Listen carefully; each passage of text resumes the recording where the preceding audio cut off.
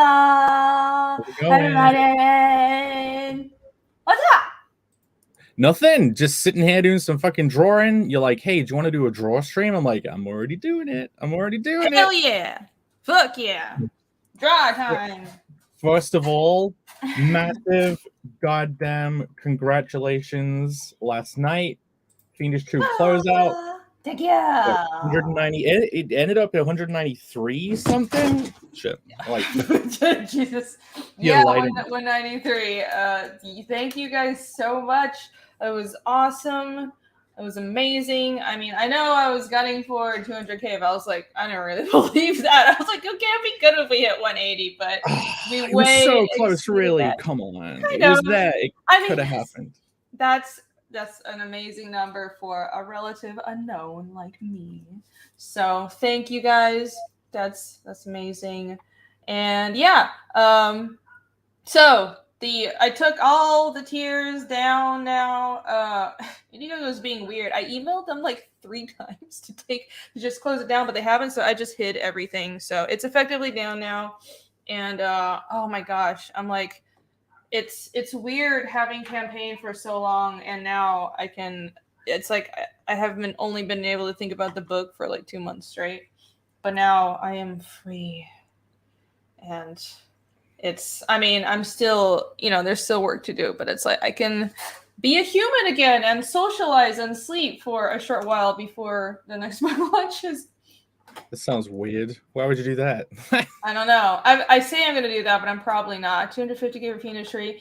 Let's hope. That would be great. I hope. I mean, it depends on you guys, but if, it's all about if people will like this book, but I do think everyone will. I do think the books are improving. Like 1, 2 is an improvement from 1, and I already know the plan I have for 3 is going to be even more awesome. I kind of designed the story that way to be kind of a ramp up. So it's going to be great. Listen, I didn't want to gush too much about the whole thing. Like when you were Fiendish 2 is it's so fucking good. Like yeah. It's so fucking good in the way that like it gets you incredibly excited for chapter 3 because it's like, well, it's gonna be even better, right? Like chapter 2 is fucking awesome. Like it really is. Yeah, thank you, sir.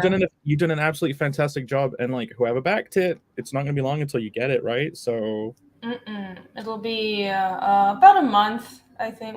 It's already at press, so but it takes. Actually, it should be less than a month because I'm about to do the physical proof. So yeah, but some of the products like the standee and stuff that's coming from Taiwan. So that'll probably won't be ready until July. But things are in the works. You're gonna be getting these books soon.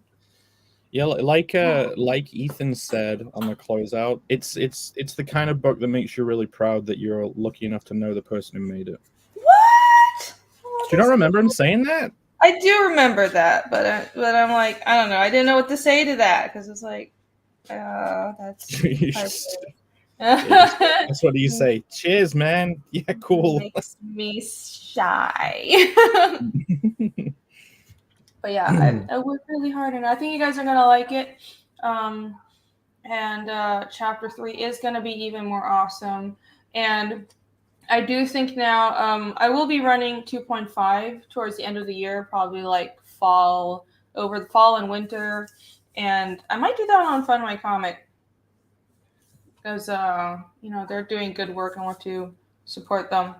But yeah, hopefully that'll be, well, I already told you guys about it. That's not drawn by me, but I wrote it.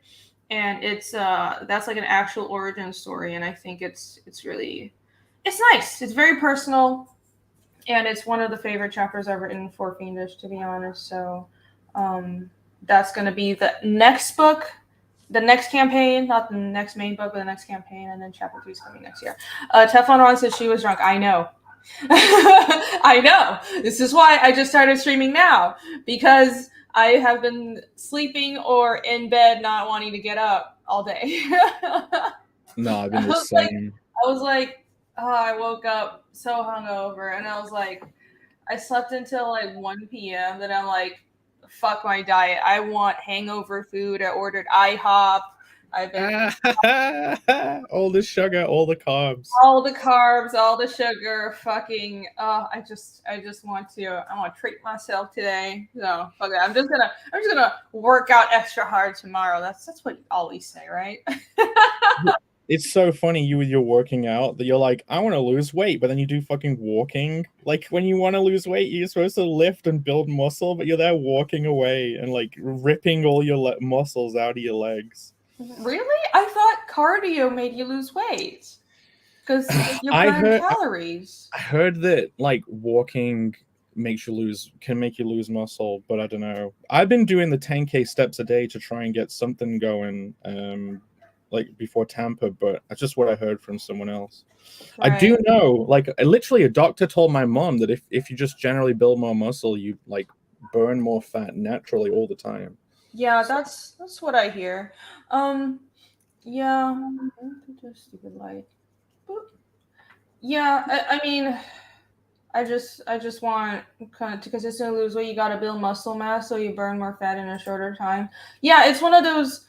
An object that's in motion stays in motion kind of thing. Like you definitely have to maintain it. And the more muscle you have, the better your metabolism will be.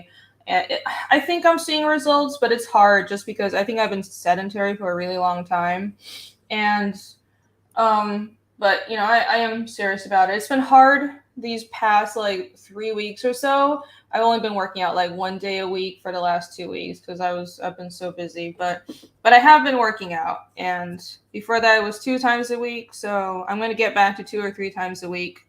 And it's good motivation to have like conventions and events because then I don't want to look like shit in Tampa. So it's my plan. I'm going to better get in shape just for Tampa so people don't think I'm a fat fuck. The only reason I've been trying to hit 10K steps a day is I'm like Tampa. Like, oh, maybe I shouldn't eat all that fucking ice cream and crap and I've been good.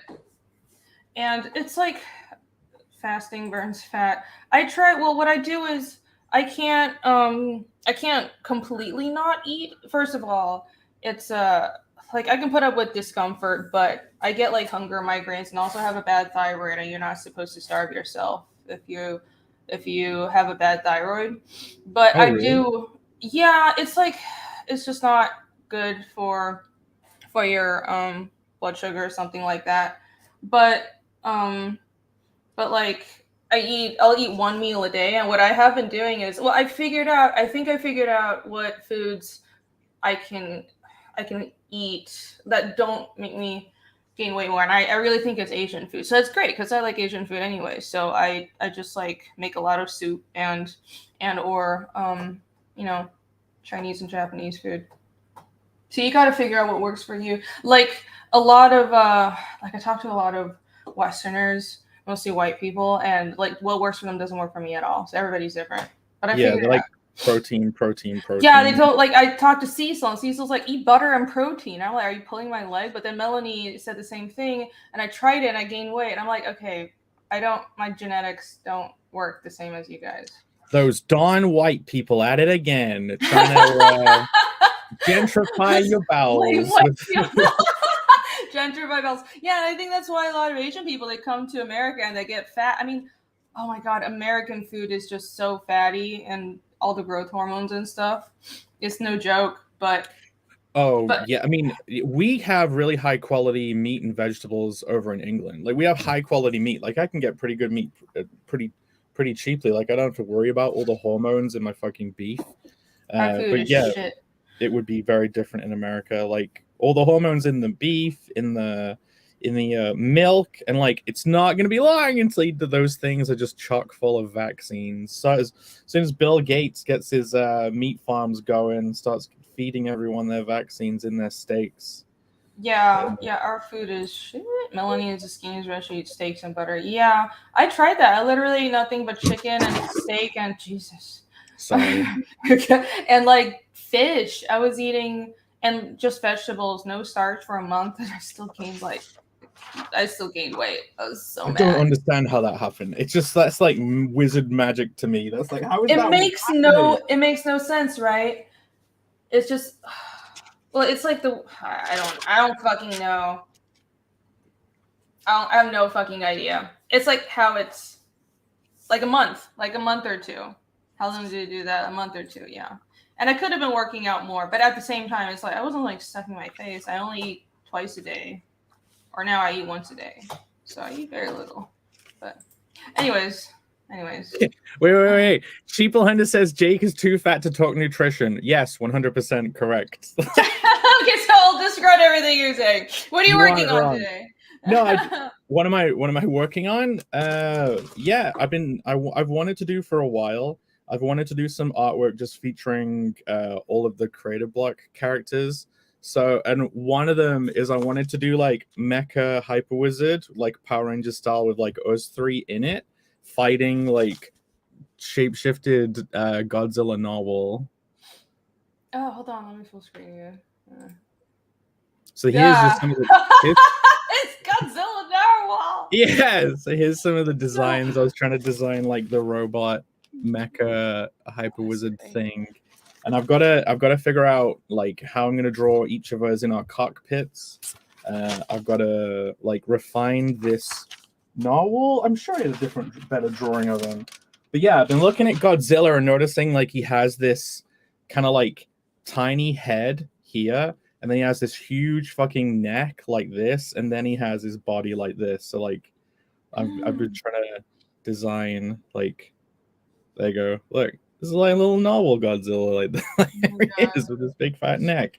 But yeah, so there's gonna be a bunch of design work that I've got to do, thinking how we're gonna be Power Ranger style drawing and design like helmets and stuff. Maybe I'll get it inked on this stream. Who knows? But yeah, I just for a bit of fun. Cool. What are you doing?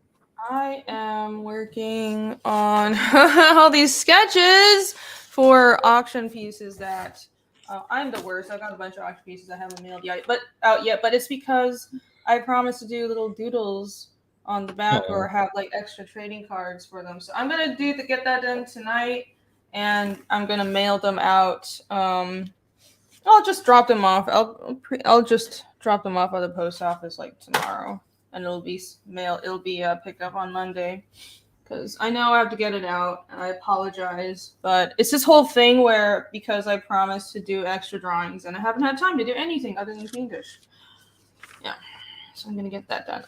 Actually, and I owe you artwork too, and I'm working on a little something because you're gonna get an extra drawing.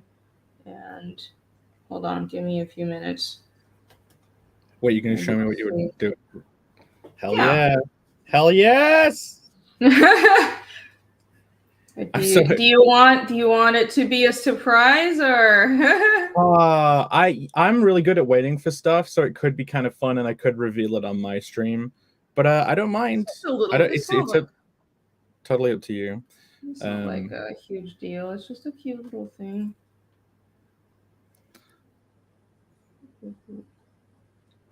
I have to rework the sketches. Let me see. Rini, no mail on Monday. Why? It's the American Harry Potter. There's no post on Mondays. Yeah, there is. The post office is open on Monday. Is a Monday a holiday? Oh, Monday's a holiday? What holiday? I'm at bank holidays. Oh, Juneteenth is a federal holiday now? Okay, cool. Well, I guess it'll go out on Tuesday then. I'll still drop it off because I'll just drop off the package because I can prepay for postage. I'm the worst. Oh, how dare I forget that it's Juneteenth. Oh. You racist. Yeah, I've finally figured out how to post stuff internationally, and I had all my what I've been doing is I've been like cutting out pieces of like 3mm MDF wood, just a little bit bigger than the artwork, like putting it on and like taping paper over the top so the tape never goes on the art, and like wrapping it up in bubble wrap and then putting it in a bag. But yeah, I went to the post office to send away all my auction wins and all of my giveaways. Speaking of giveaways, we might do one on this stream. But let's do it. So I was in the post office with this massive bag full of packages, and I'm like, yeah, can I send all of these internationally? And I had to fill out forms for each one. Yep. And then there was a queue behind me all waiting. I'm sure they were very annoyed that I was there for like half an hour sending shit. But yeah, I finally learned how expensive postage is. Yep, it's no shit. I'm not even kidding, guys. So, if you guys out there are planning on doing your own comic campaign, so however much you spend on printing, expect to spend just as much on postage. So that stuff is really expensive. Wow. Yep. Yeah, true. Yep, true. it's really yep, that's what I plan, and that's how much that was the cost for book 1, and postage keeps on going up. So, but also printing keeps on going up. So it's just more and more insane, but everything's fine. The economy's fine. Everything's fine. Inflation, baby. What inflation? Everything is fine. Not the DeviantArt kind. What? DeviantArt? Never mind. Okay. I don't want How many things have you got to draw then? Like 4. Got to ink a here. Oh, drop something.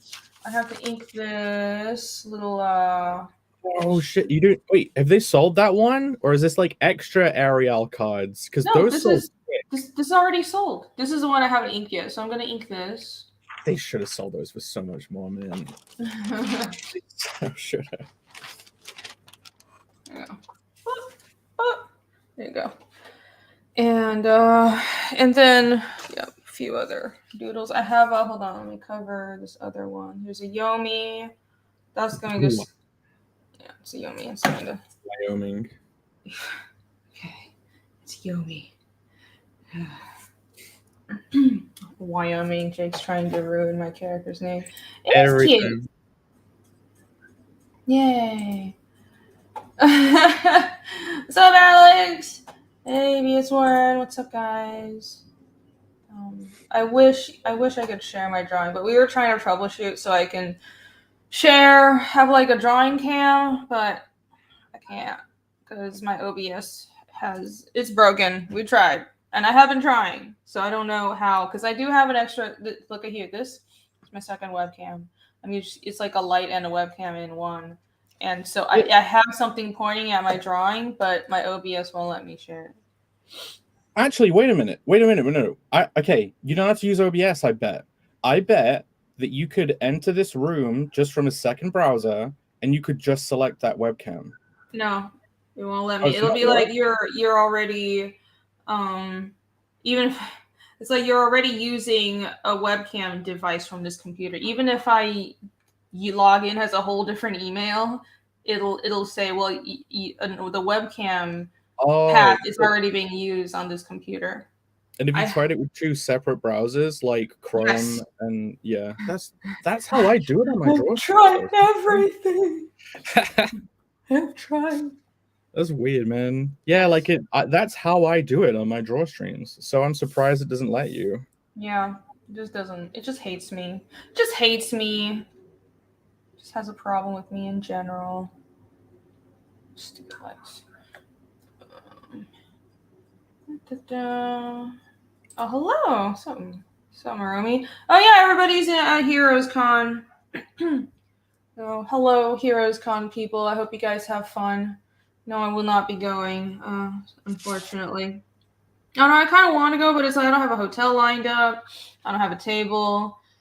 And like last year, it was great to hang out with, with the people I knew and some CG people, but it was also a little awkward because I had like, I don't know, I need to not let it bother me because I had like people I used to know ignoring me, and I just don't want to put up with it.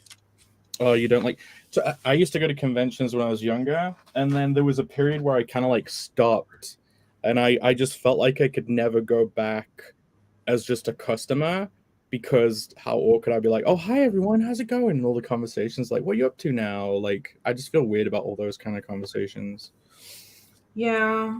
I don't know. I haven't gone to a convention just as a customer since I was like 17, so I don't really know how. If I go to a con, I'm there to table, right? I want to have a table. I want to sit behind a table and drink and hang out with people and party afterwards. And I don't know. It just felt so awkward last year. It's like And I did go around and talk to people. Mostly it was fine. But there was a little bit of awkwardness, and it's just like, so what? But why? Like, why would I have to put up with it? Why would I go to a convention? I just can't really think of any reason. Like Tampa, I know a lot of people I know are gonna be there, and I know we're cool, so great. But with Heroes, it's like some people I know who are cool are gonna be there, but it's also like I don't know. If Tampa wasn't going on, I would have gone to Heroes, but there's Tampa, so I'm like, let me just do. I don't like to do more than a couple of cons a year because it's not like I make money. It's just it's really for the people. I don't go to make money.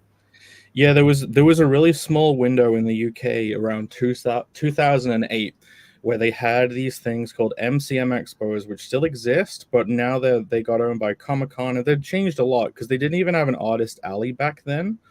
So in order to sell a comic at MCM Expos, you pretty much get like a retailer-ish booth, which was a bit more expensive, but there wasn't the whole Comiket style, all of these people selling all their prints and stuff. That didn't even exist. So there was literally only 3 or 4 people selling comics, and like me and my mate were one of those tables. So like you could sell a lot of comics then. Like you could potentially sell like 100 in a weekend then, charging whatever like a pretty good price for that era. But yeah, nowadays there's so much competition and everyone's selling like Overwatch prints and all the fan art stuff. So yeah, there's a lot of fan art stuff, and man, I don't know. And it's like I'd go as a fan, but I think I'm not even really a fan of a lot of what these people do. So like, why?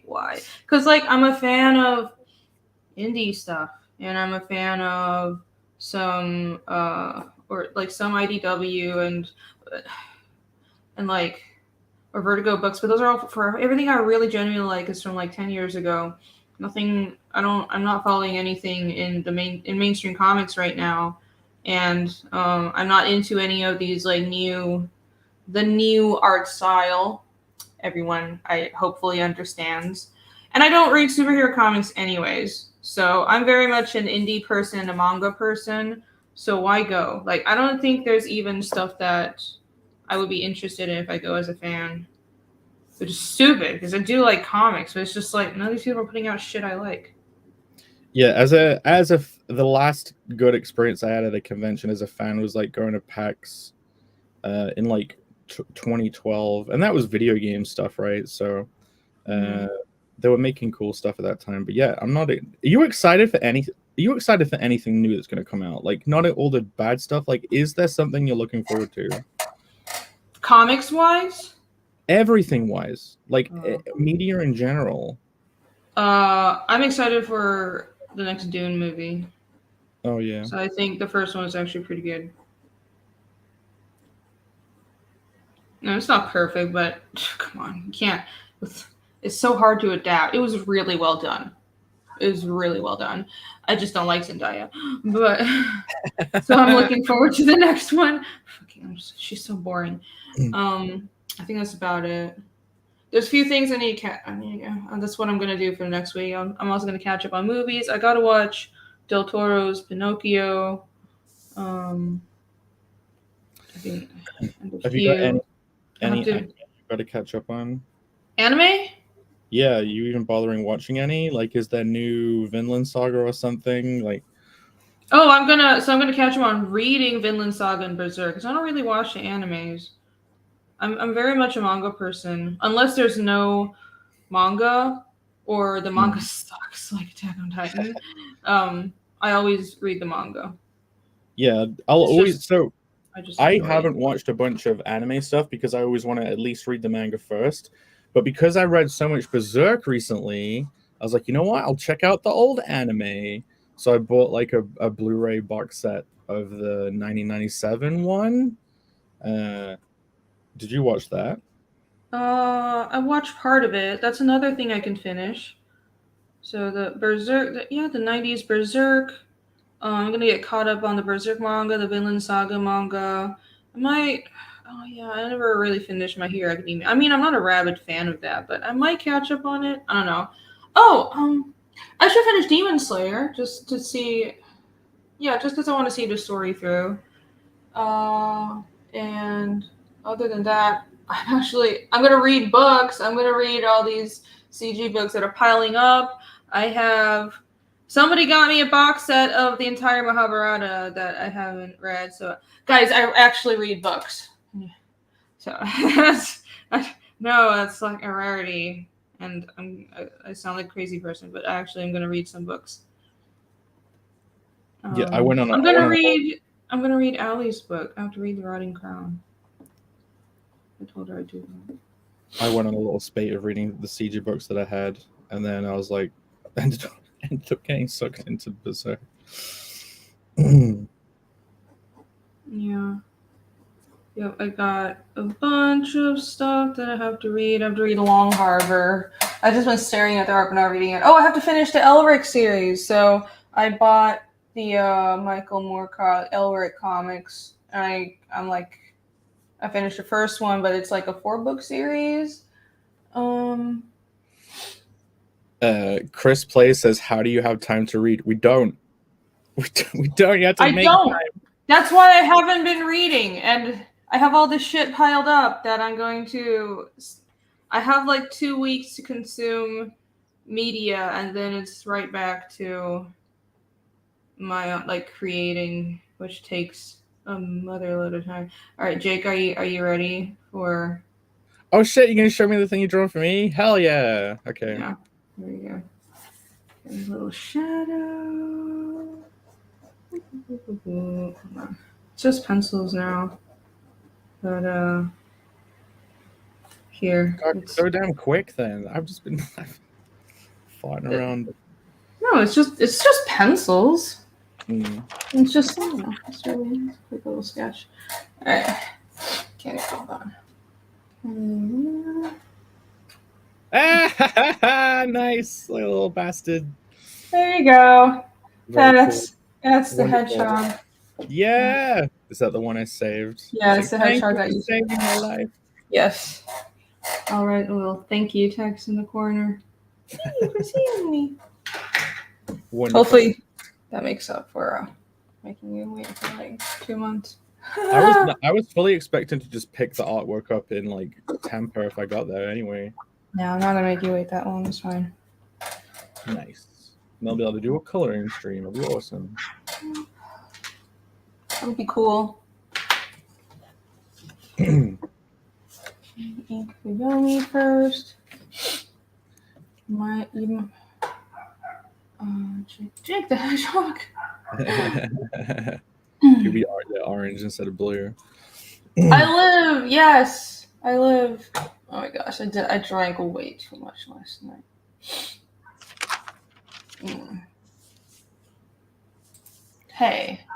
Hey, how dare you, sir, accuse me of being a nerd?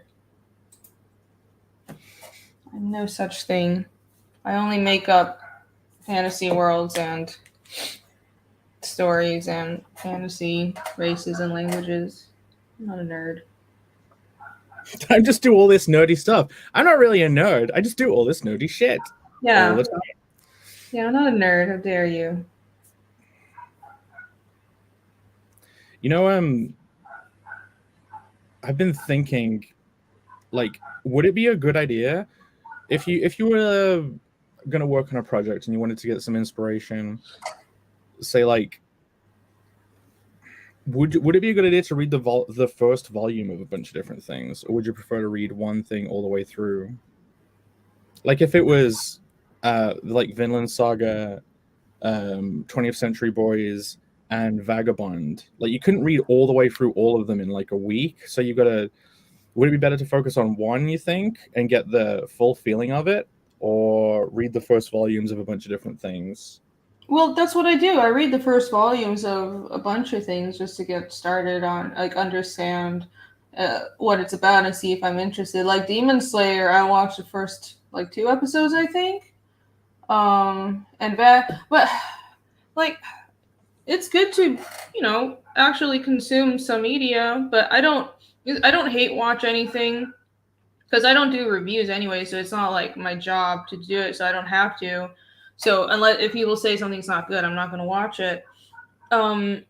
and I'll if people seem to like something, I will test it out, but I don't personally make myself follow it through. I just read until I'm not interested. Like Vagabond, I read it for quite a while until I just wasn't interested, and then I decided to like not finish it anyway. So whatever. What made you But fall off that then? What was so less than interesting about that then? And like, how long did you go for? I don't even remember. It just felt like it was dragging on too long. There wasn't really any plot happening. It's very like it's like the slave arc for Vinland Saga, but the entire thing was just that, like watching grass grow with beautiful art. And that's just not my thing. I mean, I'm okay with like one arc of that, but even in Vinland Saga, I don't want to spoil too much, but there is an arc where there's like it's it's like the arc is like half of it is about fucking farming and how it's all this like allegory of how personal growth ties into tilling the land and shit. And a lot of manga has stuff like that, and I'm like, okay, I get it. It's very like Zen and Shinto and shit. But even in that arc, there was action, and that arc wrapped up in this really cool, complex action scene because the farm was getting invaded, and there were characters like this push and pull between the characters there. Um, yeah, I'm not gonna spoil it, but it was like a tense situation, and it was just one arc. But I have my tolerance for navel gazing, grass growy storylines.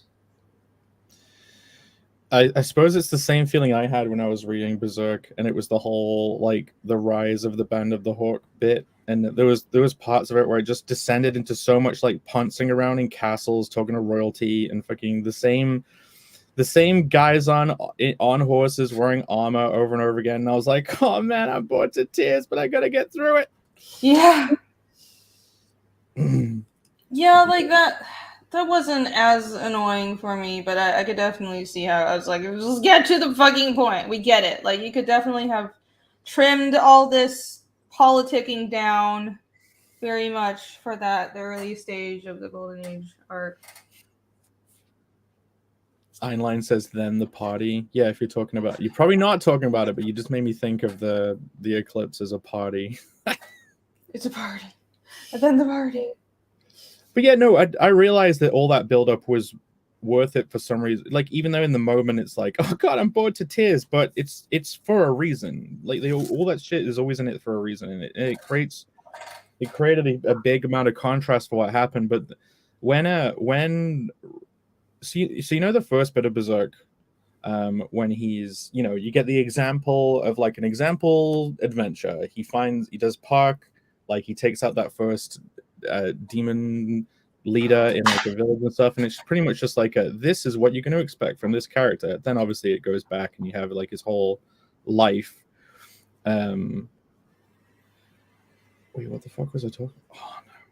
You're talking about politics and the eclipse and Berserk.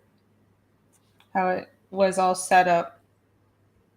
If you just brain fart and forgot all about that. Yeah, I agree. It's all a setup, but I think he could have truncated it down. Like a lot of the politics stuff. It's like I remember what I meant. Then you get to see like the Hawk guy, Femto, right? Like you see, and they have, he tries to kill him and stuff. But basically, then as soon as it cuts back and as soon as you relate the Griffith character to Femto, in my head straight away, I was like, oh, he better not just sacrifice everyone to become that. Like, in that moment, I was like, oh, he's just going to sacrifice everyone, isn't he? And then, so all the way building up, I was like, it better be more interesting than just he sacrifices everyone. And my friend Tom was like, mate, wait till you get to the eclipse. It's like this huge reframe. And I sent him a text saying, he just sacrifices everyone, doesn't he? And he was like, you'll see. It's like, yeah, that's what happened.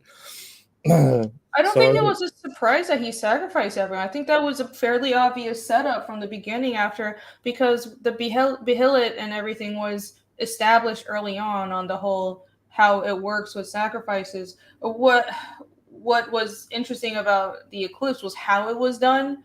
It's like how the whole Golden Age art established that they were friends, and it was like the details of the betrayal are what made it interesting for me. Yep. Yeah. And then Costa became a potato, and I started hating her. Yeah, during the eclipse, I was like, I want to feel worse. Make me feel worse. Show me these people having like more interpersonal relationships, and then like seeing each other's dying breaths and stuff. And like, come on, man, let's amp this shit up. But yeah, The only one that really I actually was sad for was JoJo. I really which liked one was JoJo. that guy? JoJo was a little blonde one with a ponytail who liked Casca. Okay. Never mind. I never know anyone's names. I'm really bad with names. The throwing knives guy. Oh shit! Yeah. It was cool seeing it, like, you know, in the first arc, you see him having all these skills, and then you see how he gets those things. Like, he learns the throwing knives from that guy. Yeah, that was really cool. I was just thinking that I wonder, and I it's very curious because I don't actually think Miura had everything planned out from the beginning. I don't think he did. I think he like started out wanting to draw like angry 80s muscle guy with the sword, but then it just got, he was like, let me actually make this go deeper. And he kind of you can tell he kind of retroactively tied things together, but he did it well. I thought it was yeah, because like after reading Backman, and you get a bit of an insight into how the industry works, and like, you know, that whole idea of we've done these chapters, now we got to think of some more shit. Like I wonder what process he went through for planting seeds, and like if he just thought of cool seeds that he would leave planted around and then later figured out what they were. Like if you don't have it all planned out ahead, or whether he did plan a bunch of stuff, because comparatively you plan a lot of shit. Like I bet there's not much stuff that's unplanned with yours that you're like, I'll just throw this in and then figure it out later. There's some with book 1. That's because I knew I had time, but with book 2, yeah, I have everything figured out now though. Yeah. Yeah, it was just how I did book 1. I knew it was. I mean, if you guys have read it, it's like we don't get into the details as much, but now I have everything figured out because it's like I can't plant something and then not use it or not. I try to make everything that I bring up matter for throughout at some point through the rest of the story, but that's hard to do with you're like, speaking of the publishing model, it's not just how manga is published. Even here, how publishers generally they go for miniseries for if it's independent stuff. It's like there's no way they would agree to publishing a long form series right off the bat because they don't want to take the risk. And I understand that, but that's also why I had a hard time getting Fiendish to any publishers. And I'm really grateful for being able to, put it out this way through crowdfunding. But it's because publishers, they have no reason to trust that this story is going to work. But because they're all in manga, they're looking for, they just want you to do like one arc, or they want you to like work in arcs, and then you're kind of judged by like how well the arc sales, and if the sales are bad, you get cut. And so it's really hard for creators to plan anything long form, and I think that's an obvious big reason why Berserk early on, it didn't seem like it was very long form or like super. It seemed like it could have been cut off after a few chapters, and then when he realized it was a more secure deal with the publisher, he decided to expand it. And I see a lot of other series work this way. And in America, it's a similar thing where publishers want miniseries. They tell you that don't pitch anything over 6 issues. But that's a pity because some stories are better told with more than 6 issues or long form, and we don't get that because of publishers not being willing to take risks. It really influences how you design the world and the characters too, and like how slowly you piece stuff out. Because like you don't want, if you're doing something really long, you got to think of these huge, cool, fundamental things, but then you also don't want to blow those too quickly. But if you were doing something short, then you would actually want to have like a lot of big stuff happening super quick. It's like that's a hard balance too. But Yeah. Demonized Wow Rangers is all still alive. Barely! I returned to life at like 1 p.m. today. Let me catch up on some super chats. Oh, Darkfield, thank you! Congrats on the 193K! Yeah! Thank you! You guys are awesome. Alright, I have some super chats. FK232 for 2. Thank you! What did you learn from the Fiendish 2 campaign? I learned to structure my perks a little better. I think I did pretty well with like the public perks, the public tiers, but like I try to keep it simple, which is good. That's a number one rule for running a campaign. Try to keep things simple. And I restrained myself from adding a bunch of merch and hats and cups and like all kinds of other shit. I was like, it's going to be on the website. It's not going to be on the campaign. So that was a good decision.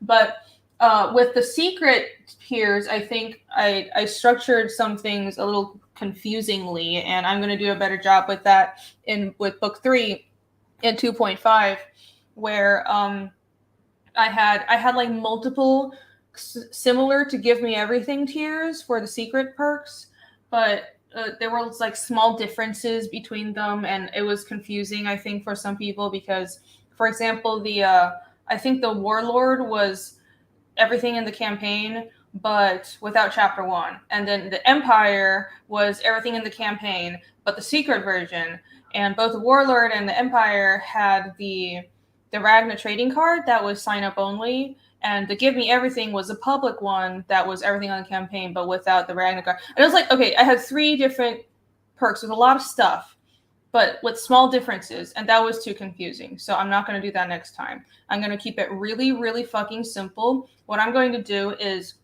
I'm going to have a subscription tier. I'll price it higher than this time so I can include more stuff. And so it'll be a proper subscription tier because technically I didn't plan this as a subscription.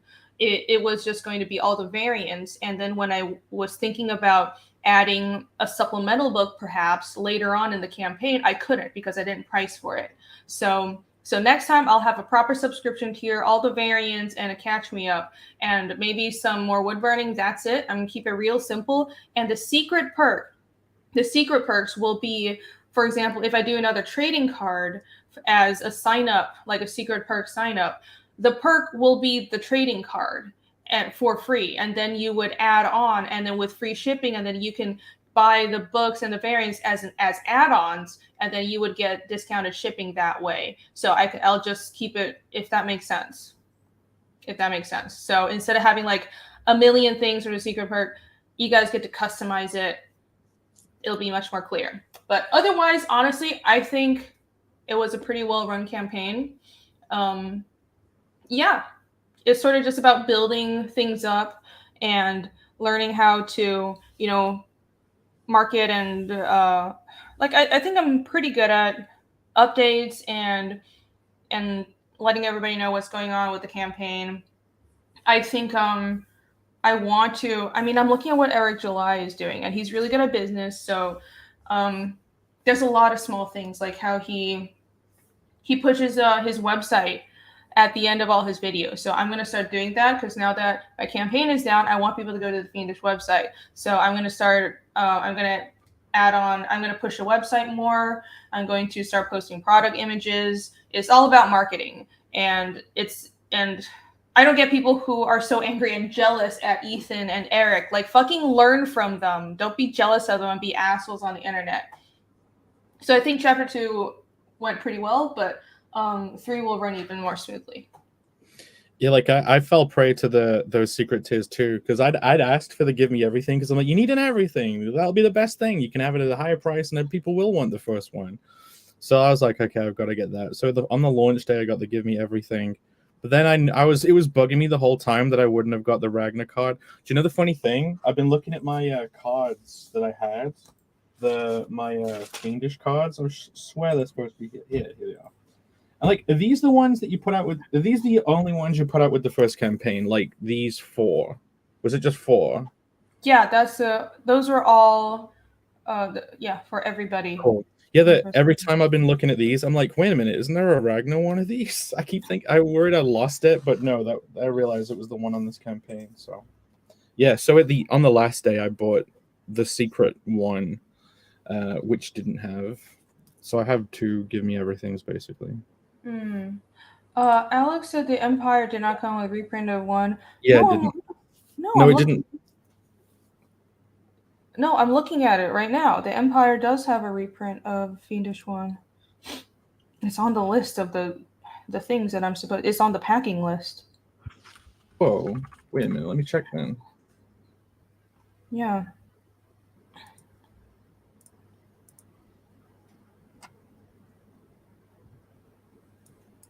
Because I remember when you were designing those, you were like, I don't think people want the reprint.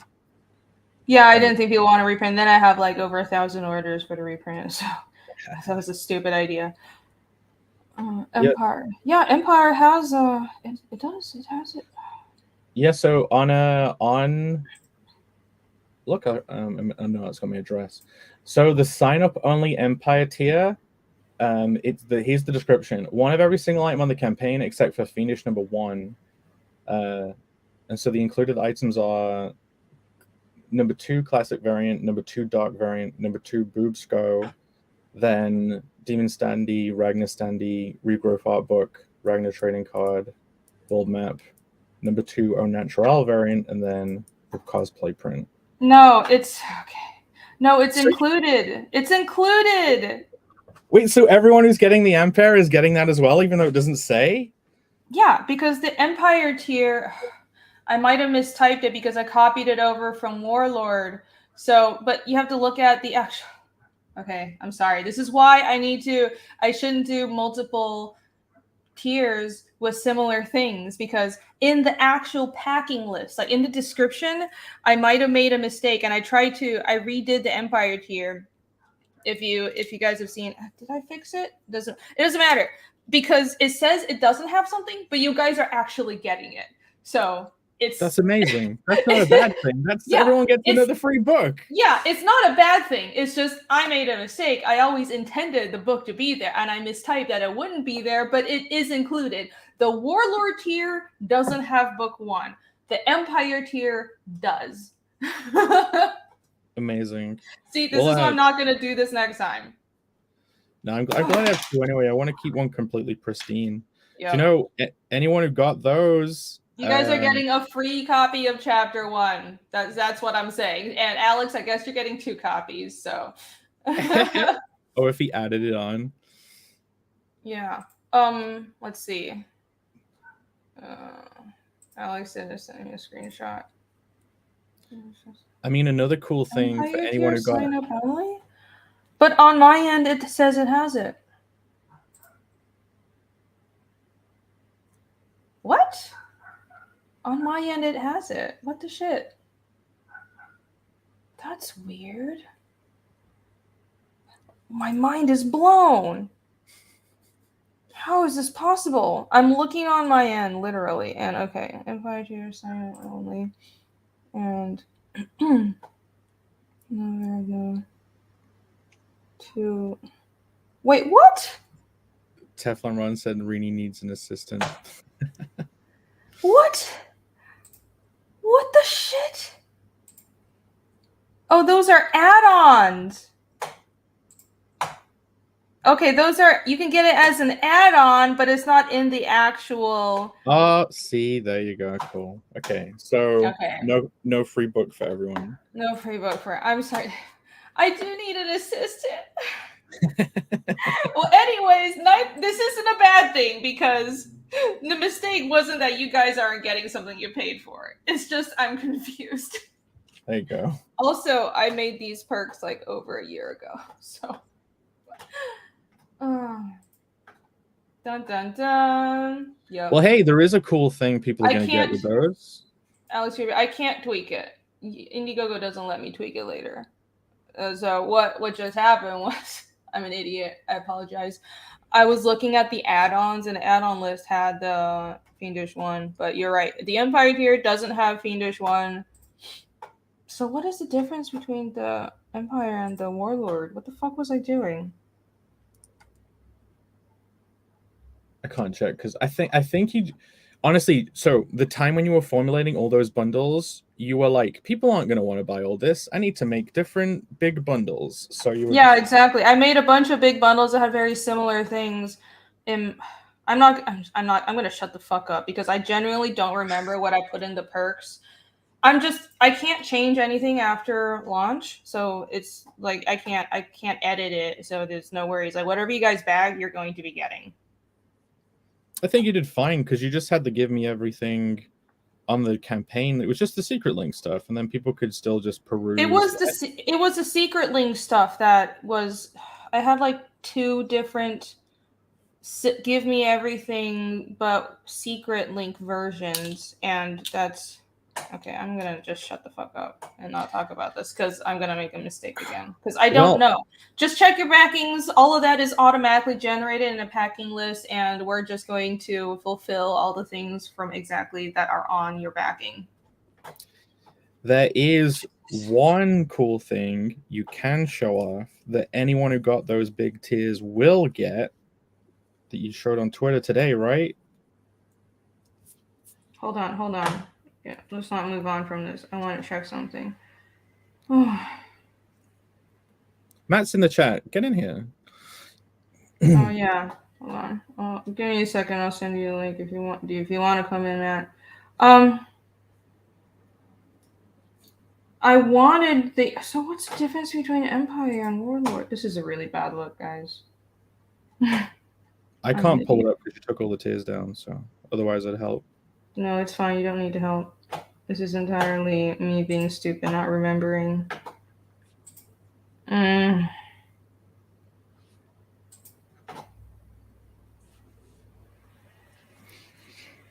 Well, so the descriptions are correct. The Empire tier.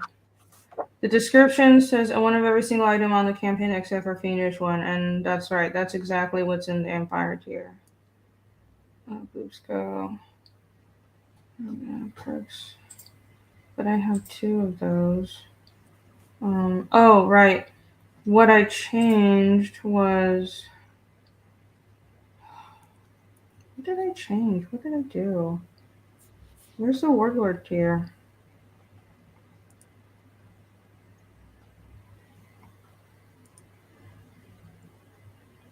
The highest tier should be the same as the Give Me Everything plus RV prints.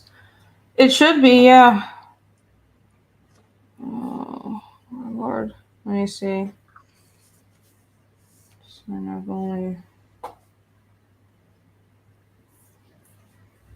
Ugh.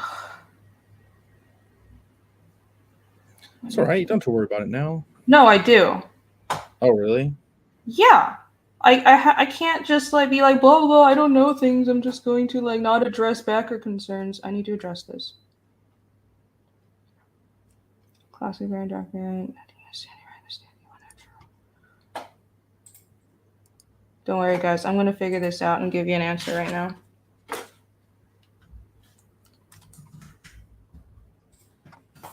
Because my intention was for the Empire to include Book 1 and the Warlord to not.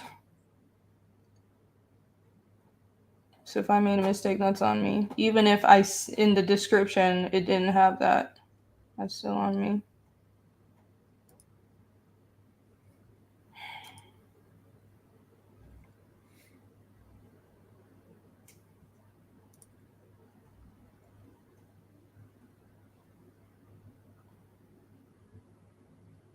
Where's the Warlord? What the fuck is it? I can't find anything. Alright. This is the Warlord. This is the Empire. 24. Yeah, Matt Hunter says Empire was a cheaper than the Give Me Everything. 1, 2. Beastpin says just blame Shane.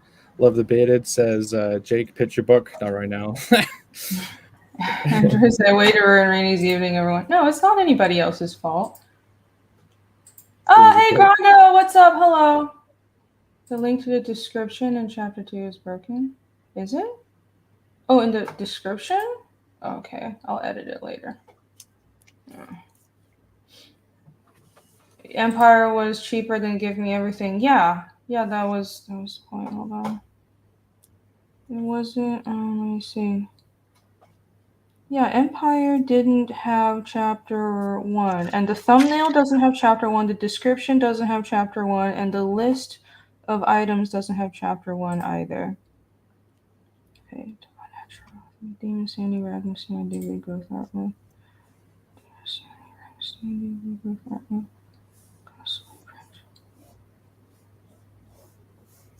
Classic variant, dark variant.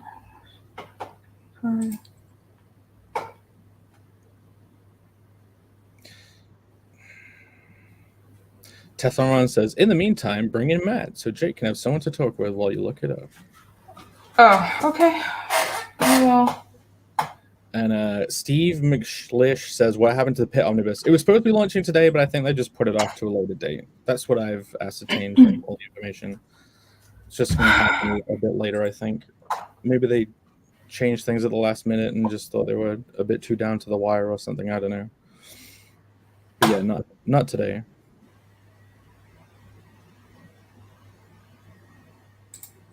Yeah, Matt Hunter says he backed Empire and added on book 1. Yeah, the Empire. So I don't remember what the intention was, because what's on whatever is said, what the description for the tiers and the actual items on the packing list match.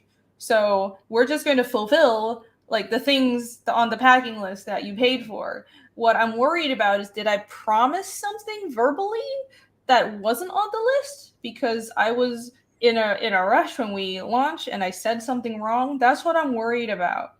Like, whatever's on the packing list, we're gonna fulfill it. So if you paid for it, it's getting to you. Don't worry about that. I don't think you did promise anything that people aren't getting.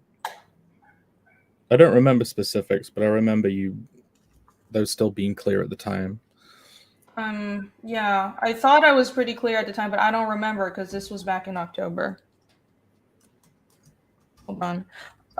What I'm trying to figure out as well is I'm trying to figure out the difference between the Warlord and Empire tiers. So give me a second. Matt, you have the link. Dale canceling, piss off the last minute. Yeah, I don't know. It's up to I don't know what's going on, but he said he'll be launching it, so you guys can just email me. I can search in my email. Yeah, okay, thank you. Oh my fucking god. Yay, more stress.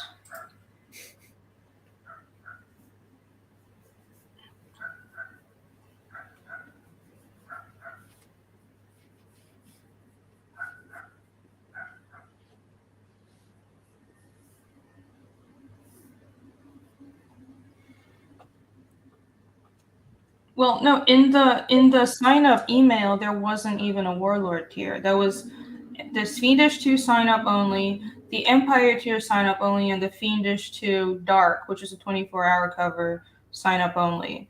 So, okay, now I remember. The three secret perks that were sign up only were Fiendish 2 book, just a book, with a Ragnar trading card and a Red Valkyrie print. The second one was the Empire tier, which was every item on the campaign except for Fiendish 1, and including, of course, the Ragnar card and the costume pin. So I was right, or I was wrong earlier. But Alex, you were right. The Empire tier doesn't have Fiendish 1 included. And the third secret perk was Fiendish 2, the 24-hour dark variant with the Ragnar card and the Red Valkyrie print. So there you go. Those were the 3 secret perks. Though, I remember now. Okay, the Warlord was not a secret perk. Oh, that's what I forgot. Right. That wasn't secret. That was also just a 24-hour thing. That's right. Okay. Oh, yeah.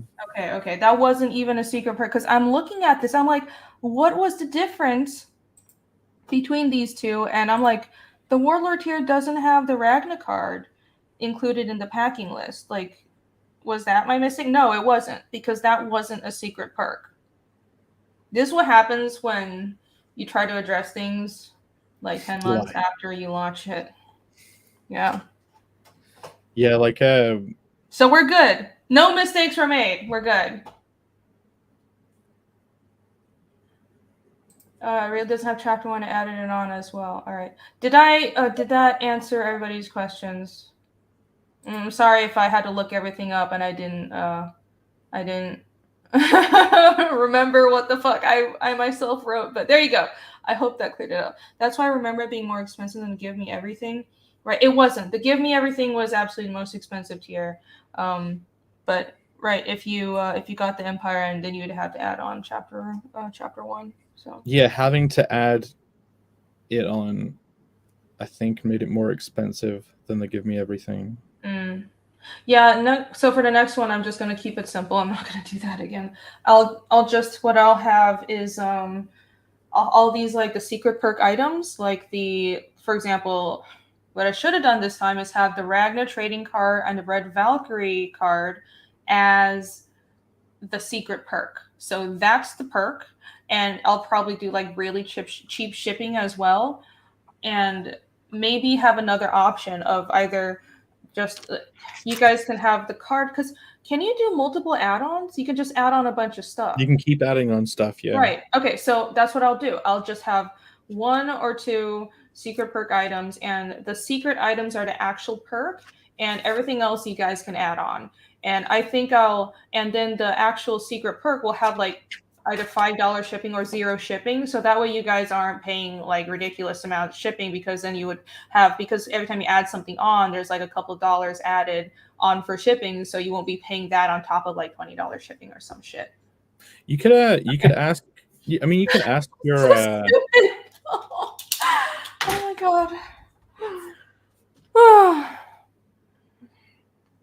I'm so stressed. Okay, sorry.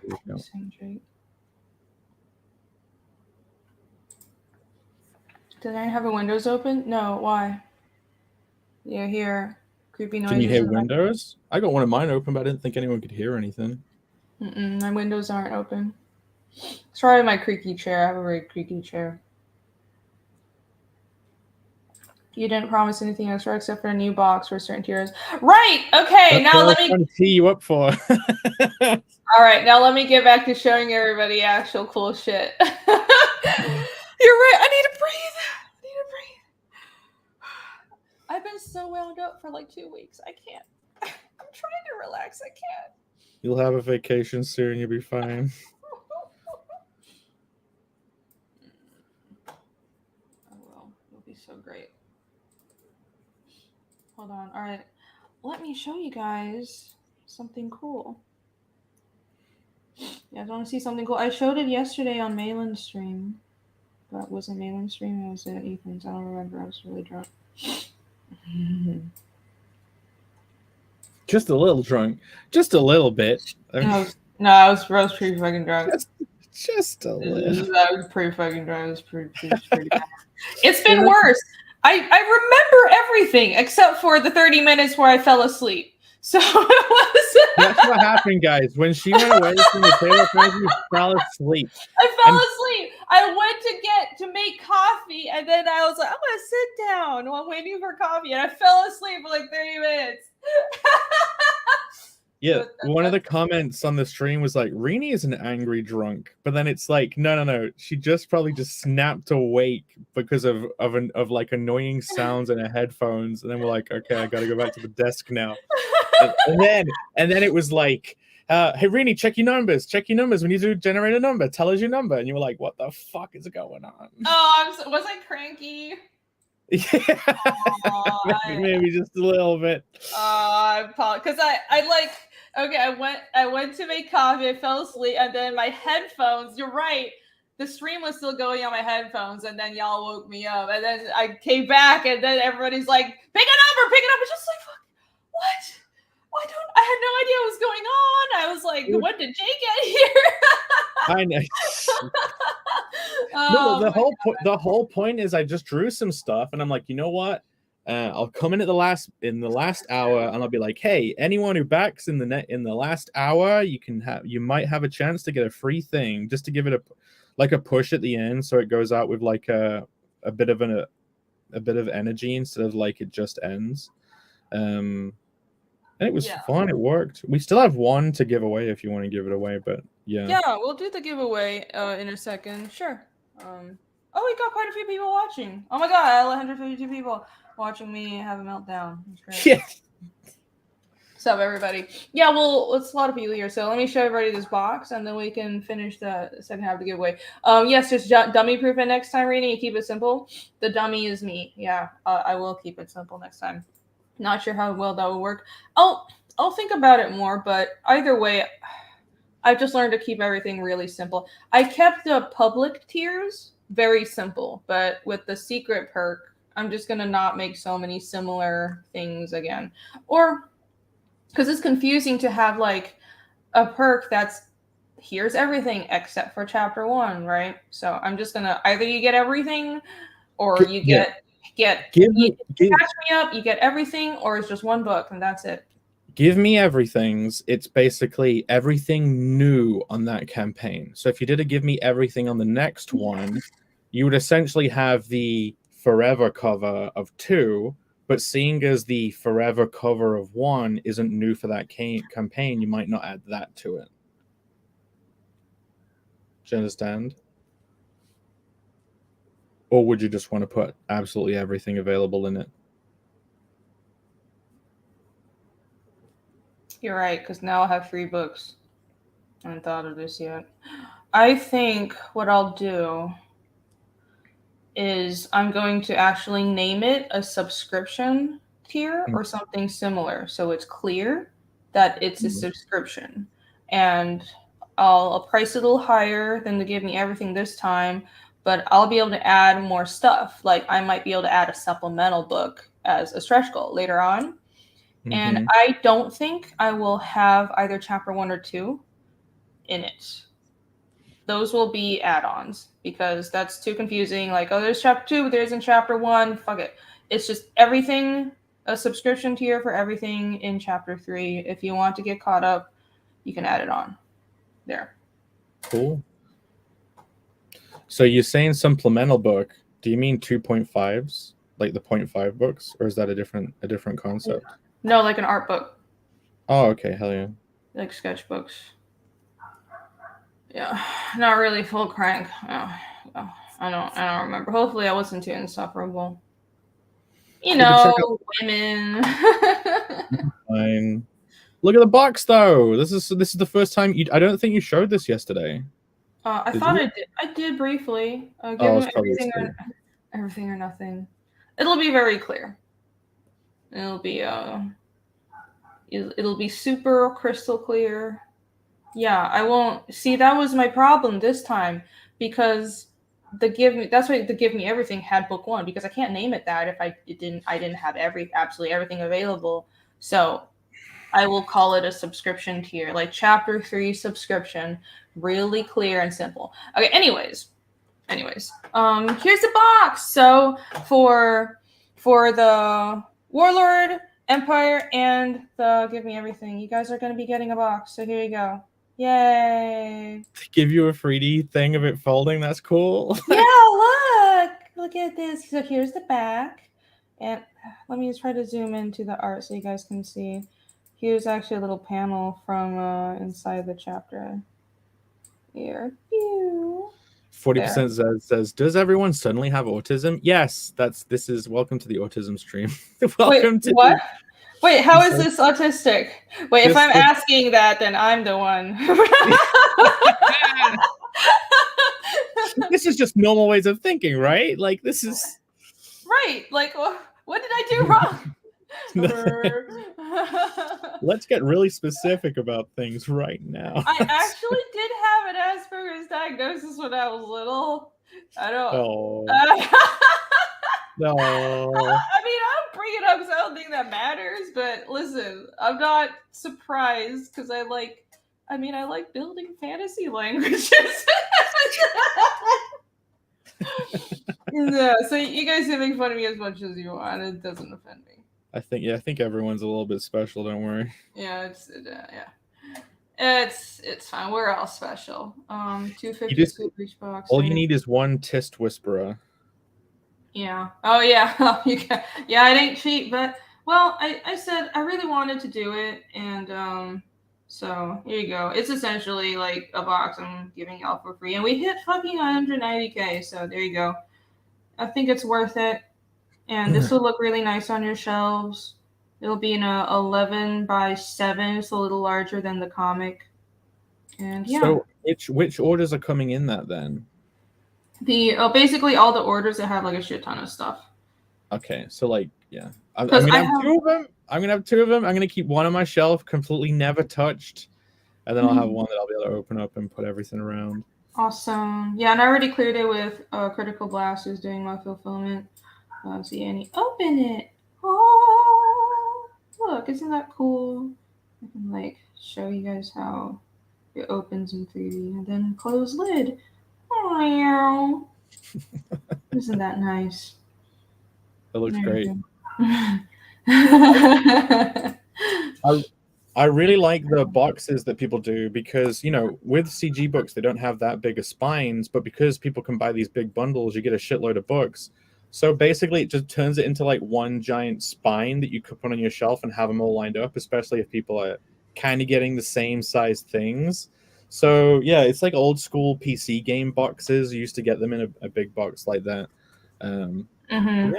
Yeah, because I got the one thing I backed that came with a box, and it was Infinitale Chronicles, and that box has been so useful. I put other people's books in it because I'm like, this is just great for because like campaigns come with all kinds of other shit like stickers and pins, and I'm like, I just collect this stuff. I'm not really using it anywhere normally, so I just throw it all in the box. So here you go. People. I think well, will this be able to fit 10? It's 2 inches. It should be able to fit 10 books as well. So because I have it's only like 4 people back the retailer perk of 10 books, but the give me everything is like there's a lot of books. It's like 7 or 8. Well, hold on, it's like 1, 2, 3, 4 variants, and the regrowth art book and chapter 1, and then you also have the world map print, and so that's 6 books, and you have the world map print. So I'm like, okay, a regular mailer won't really fit this, and I might as well, because I'm gonna have to pay for a mailer anyways. So like, you guys realize like this is a little more expensive, but not much. Still, sure have you actually like tried to measure out the stuff just in case it doesn't fit? Because that would be bad if it's just slightly too small or something. No, it'll fit because I already bought mailer boxes for chapter 1 because I had a retailer perk with 10 books for chapter 1, and chapter 1 and 2 are about the same thickness. So I know exactly how much like 6 to 10 books is stacked together. And 2 inches was perfect for about 10 or 11 Fiendish books. So this will fit just fine. Nice. I hope I get to do one of those one day. I want to treat the spine as if it's like a giant volume spine. It is, look. Yeah. You've done it. That's sick. That's great. And I'm gonna keep a similar design because I really like these designs for every book. If I hopefully I'll continue. I want to keep doing these boxes. So I'll just you guys will have like these boxes, and every chapter will be this similar design but different artwork, and you'll be able to just line it all up on your shelves, and it'll be so pretty. Oh. Yay! Here you go. It did get close to 100K, but I am grateful for what we have now. Oh shit! What have I done? It's all right. So many. I expect everything to be clipped. I should know better. When Fiendish is done in the future, will you release it all as one big book? Man, I don't know because it's 9 books. That's gonna be like, I don't know, like how that would fit in like one book. You'd probably do 2. You'd probably do 2. Mm-hmm. Yeah. I think the big berserks are like 400 pages or something. Yeah. So yeah, it's gonna 2 or 3. It's gonna be a thick boy. What I am thinking is, well, okay, the plan right now is because I have the 9 main chapters kind of broken down into 3 arcs. So I was already planning on eventually doing like collected hardcover editions of every arc. So like 3, like the final story will be 3 hardcovers. There you go. That's Yeah, that that's makes how I would sense. like to do it because I think it's too big for one book, but 3 hardcovers would be pretty good. And I'll include all the 2.5 stories as well.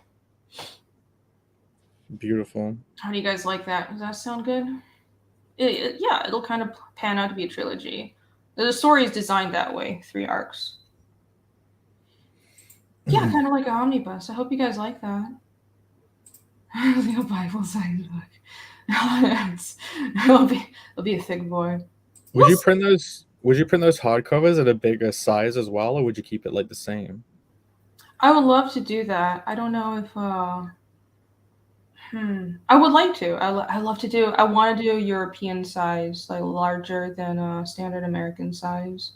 So yeah, leather bound, like just like the Berserk books. That's my dream. Like just like the Berserk books with like embossed foil gold art. Like it'll look like this, but the white lines will be embossed gold. Like heck, it kind of looks like that when I hover. Look, so like it'll be like this, like black leather, but it'll be like gold embossed, and like it'll be a thick collected. You go for a ribbon as well. You go for you could have a red ribbon in them. It's gonna be so sexy. I'm excited. How did you settle on Strangers for a new title? Honestly, it was one of the working titles, and I thought I thought Origins sounded more exciting. That's why I chose that during launch. But then I've already explained my reasoning. Later on, I realized that people mistook this chapter for being a flashback, like a flashback origin chapter when it wasn't. So I changed it back to Strangers. There you go. It's funny. 2.5 is more like Origins than. I know, it really is. I was like, oh, I didn't even think of that. It's one of those things where it's like, and I did run everything past friends, but you never know. Some of these things you don't realize how other people interpret it until you put it out there. So, but the final title is Strangers. That's all. It fits. Could you go back and retitle Fiendish one as Origins? I would prefer not to retitle things after it's already printed. Like for me, if it's printed, then that's the final. Just That's go like, back and retitle it Fatal Grounds. That's a great title. Yeah, you like it better than Origins. Yeah, most people like it better because, like, my dumb brain when we were launching, I was like, Origins sounds more dramatic than Strangers. I was like, no, that doesn't fit as well, though. I was stupid. Sometimes it's like, sometimes when you're just in the weeds, you overthink things a bit, and you have to step back. And I think that's what happened. So with chapter 3, I'll just kind of give myself some more breathing room before launching, so I can make sure everything is clear. Are you gonna start chapter 3 so soon as well? Like, you're only giving yourself a couple of weeks, then you're gonna start working on it? I think so, yeah. Are you jumping right into thumbnailing then? Like, what's the first? So, okay, you're starting work on chapter 3. What's the first? I mean, what else am I gonna do with my life? I don't know. I'm asking for the chat. It's interesting. You're starting it. What are you gonna do? What is the first thing you do when you work on chapter 3? Like, how do you approach it? I think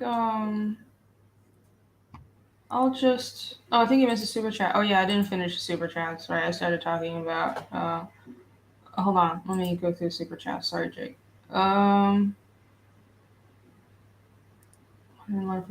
Campaign. I read that. Is Fiendish 1 still available to buy?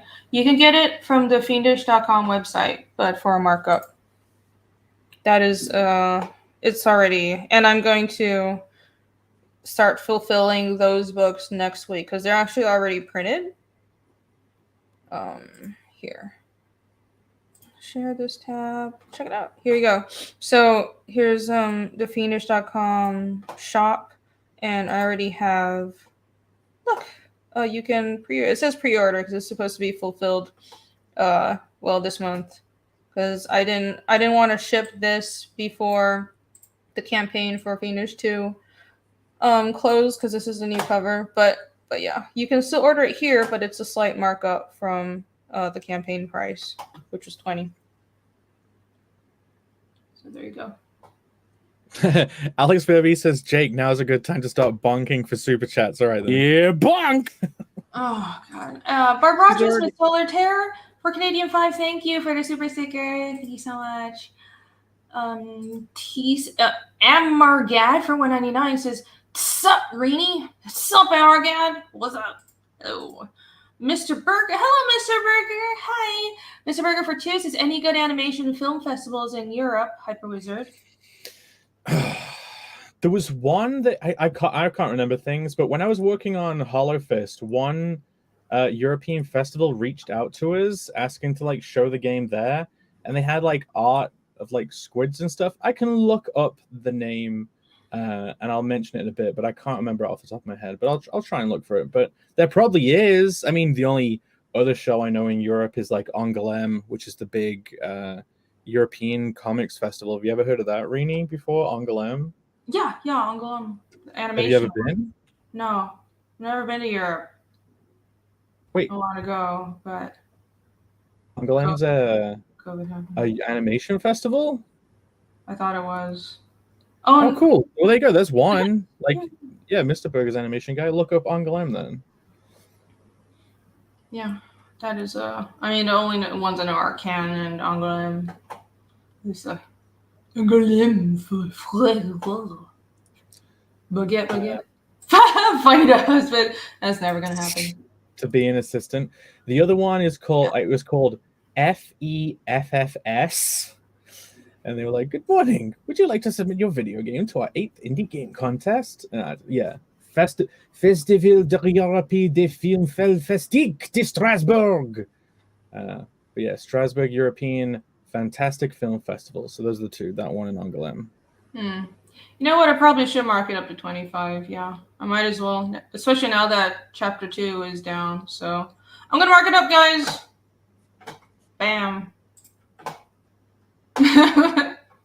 Too late to get that for a cheaper price. I mean, it was always marked up from the main campaign or from the first campaign, but only by a little bit. Ugh. Yeah. Let me see a couple more super chats. Alpha Suma for 10. Thank you so much. I ordered the Send Me Something Awesome package. I'm pretty sure you'll deliver it. I shall. Isn't that every order? Well, that's every order. I will deliver. I do promise that. I am really proud of chapter 2. I think it's pretty good. If I may say so myself. If I may. I think you're allowed. If I may. You guys have no idea how much fucking agony, mental agony I put myself there. It's like, I don't know. You'll see when you read it. It's like the dialogue was so important, and I spent a lot of time. All the last minute changes were really worthwhile. Yeah. So the way I work is I kind of I have like kind of I know what's going to happen in that chapter. I have like the first pass of dialogue, and then I just start drawing because I know what's going to happen. I know the flow. I know what the characters are supposed to say. But after I'm done with the art, and I did this with chapter 1 too. Maybe this is a weird way of doing it, but I after all the art is done, I go through and then I like refine the dialogue and characterize it, and make sure it's like how exactly is everything said, and like add in some characters have accents, some characters say things certain ways, and I worry about that after the art is done. So that's what I spent like the last 3 weeks doing straight up, and it was agony, but I hope it worked out. Who was it that you got some good last minute feedback from? like right at the end. Oh, a lot of people. No, but you know. Well, I mean, I showed it to you and Phil and Narwhal, and you guys all gave me feedback. No, Mike, you sent it to Mike Barron. Yeah, and I was about to say also Mike Marin, and he had awesome feedback and just pointers for writing pointers for the future. Yeah, he said he said it didn't suck, so that's good because it's Mike Barron, and he was like he said it was good, so there. He didn't say it was terrible. Yay. He sent it to Mike Barron. He's like, Rini, give up. It's the email. I put 5 pages in. I just couldn't finish it. Sorry. Maybe find a different career. That would be horrible. That'd be brutal. I know. But I want honesty. He didn't say that. No, he definitely had some pointers. He had some really good feedback for his feedback was like it's hard to explain, but it was basically how to think as a writer to like really characterize your dialogue and spice up the way characters say things. So for the last like week or so, I really took that to heart, and I did like 3 more revamps of the dialogue. Did he have specifics on how to do that then? Like how to make a character sound like they have more character? What he said was it's something that you should just be aware of in your daily life. Like take note of how people talk when you go to fucking Walmart or something. Like listen to how people talk, pay attention to things that how like things like how John says will say incredible all the time, how Bancroft will say phenomenal all the time. Like people generally have things that people say all the time, and like I know I call things stupid a lot, and and most people will have these little catchphrases, and so keep that in mind for your characters and think about what kind of catchphrases your characters would say, and so those little things would also make it organic. Don't kind of force it, right? Just really get in their heads and think about what words would this person with this personality repeat a lot in certain situations, and also like keep it. It's good for when you're writing for a comic. Even though how when we're talking in real life we use a lot of ums and uhs, and we tend to actually use a lot more words than are necessary because we're kind of thinking through what we're saying at the same time. But in a comic, you want to strike that middle ground where it sounds natural, but it's also not over. People aren't over speaking. Like it's to the point. So these are all really good pointers.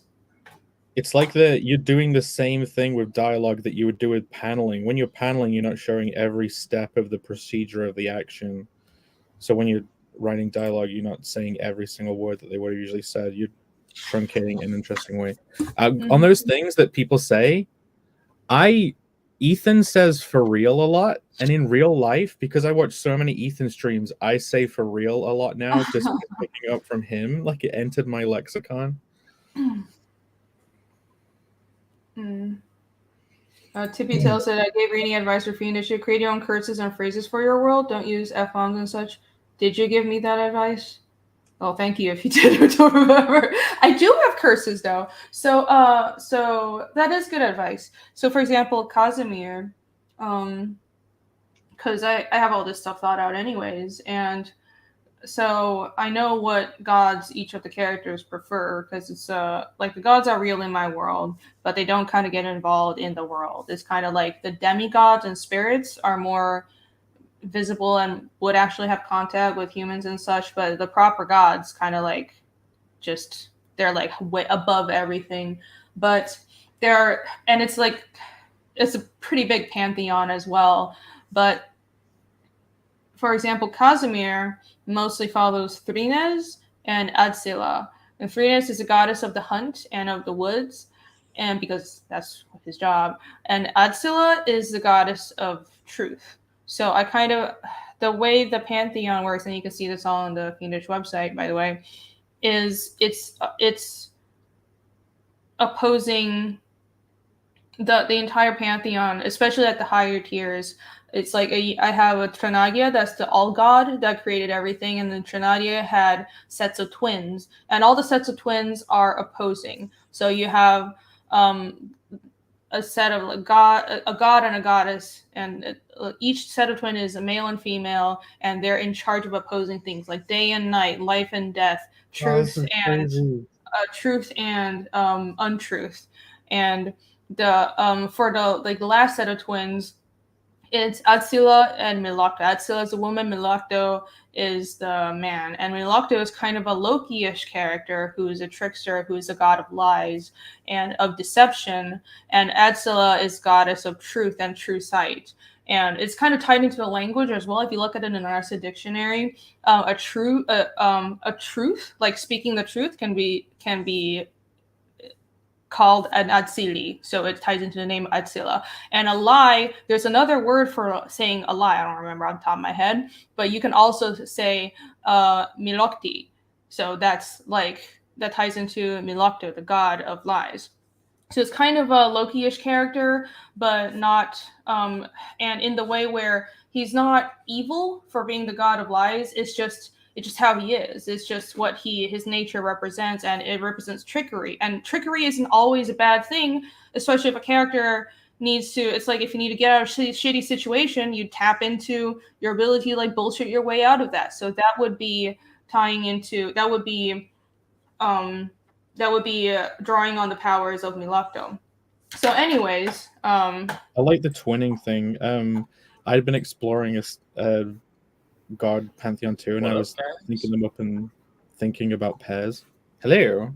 Hi Odin, what's up? We're talking about the gods in my world. So yeah, I thought that's a bit from Slavic mythology as well. So it's like the pantheon for Fiendish is, there's some elements of course Milocto is similar to Loki, but the twinning thing, it's I think part of it's some section of Slavic mythology has that, so that's where I got that from. But then all those twins, like, don't think too much about it, those god twins have their own children, and those children represent further broken down aspects of what their parents represent, and then you have the demigods, so it's like this huge pantheon. But anyway, so Cosmere follows Threeness, the goddess of the hunt, and Adsila, the goddess of true sight. And following Adsila, so the sigil of Adsila is sorry Michael, I'm like nerding out about shit now. Hold on, let me show you guys something. So there's this vertical eye symbol, and it's everywhere in the book. And I've been planning this, you guys, but I'll just tell you right now. You see this symbol right here, and it's usually vertical. And so look at how Ragna's clothes have the eye symbol everywhere, and her necklace in like the portrait of her, let me just pull it up, has the eye symbol. This is a sigil of Adsila.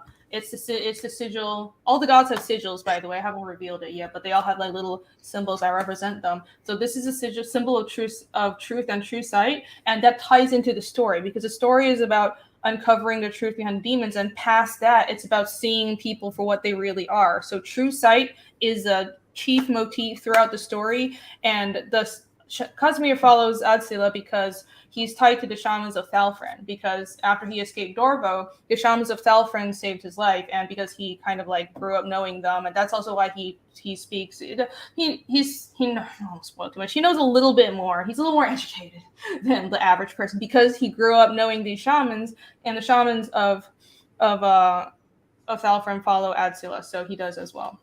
There you go. Oh, so we were talking about swearing, right? So when Cosmere swears, he usually will say like "Great Adsila" or like "Fucking Adsila" on a pike, and so it's like using Jesus Christ in our world, but he and other characters will use like their gods' names in vain, but in their world, it's just like how we will say, you know, like "Holy cow" or "Holy Jesus" and like all that.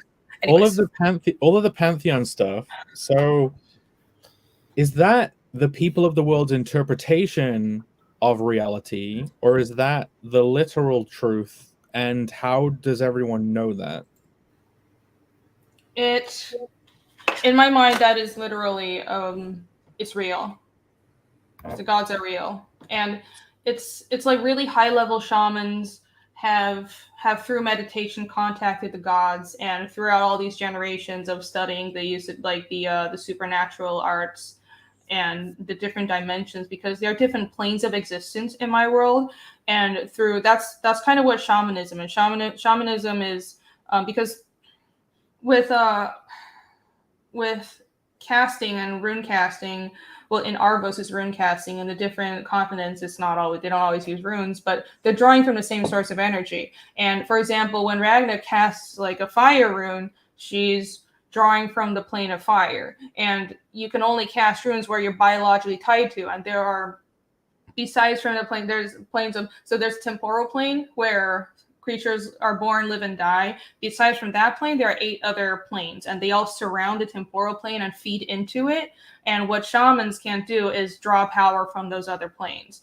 But so they can, through meditation, enter these other planes. And sometimes when they project themselves into specifically astral plane, the astral plane is closer to the celestial plane. So the celestial plane is the only one that isn't directly tied to the temporal plane. It's separated because it's kind of above everything else, and that's where the gods reside. But sometimes when shamans meditate deeply enough and project into the astral plane, they can contact through the astral plane, get a peek at the celestial plane. So there have been shamans who have contacted the gods like at a really high level. So the gods are real, but they don't meddle in the goings-ons of the world because they're above all that. Yeah, I think Ellie Muniz says, Rini making sigils, be careful not to cast any chaos magic. Yeah, like what mental processes were you thinking of when making those sigils? Because you gotta be careful. They look pretty. that wasn't I probably like crossed so many lines for people who actually understand or are into magic. I've done chaos magic stuff in sigil. I could make a sigil right now on the stream, but like I wouldn't. Don't worry about it. It's not a problem. It's funny, in Chinese culture, there's like hand signs you can do or you're not supposed to do that would that are mystic signs and shit. Yeah. All ancient Chinese gang signs for the gods. Basically, yeah.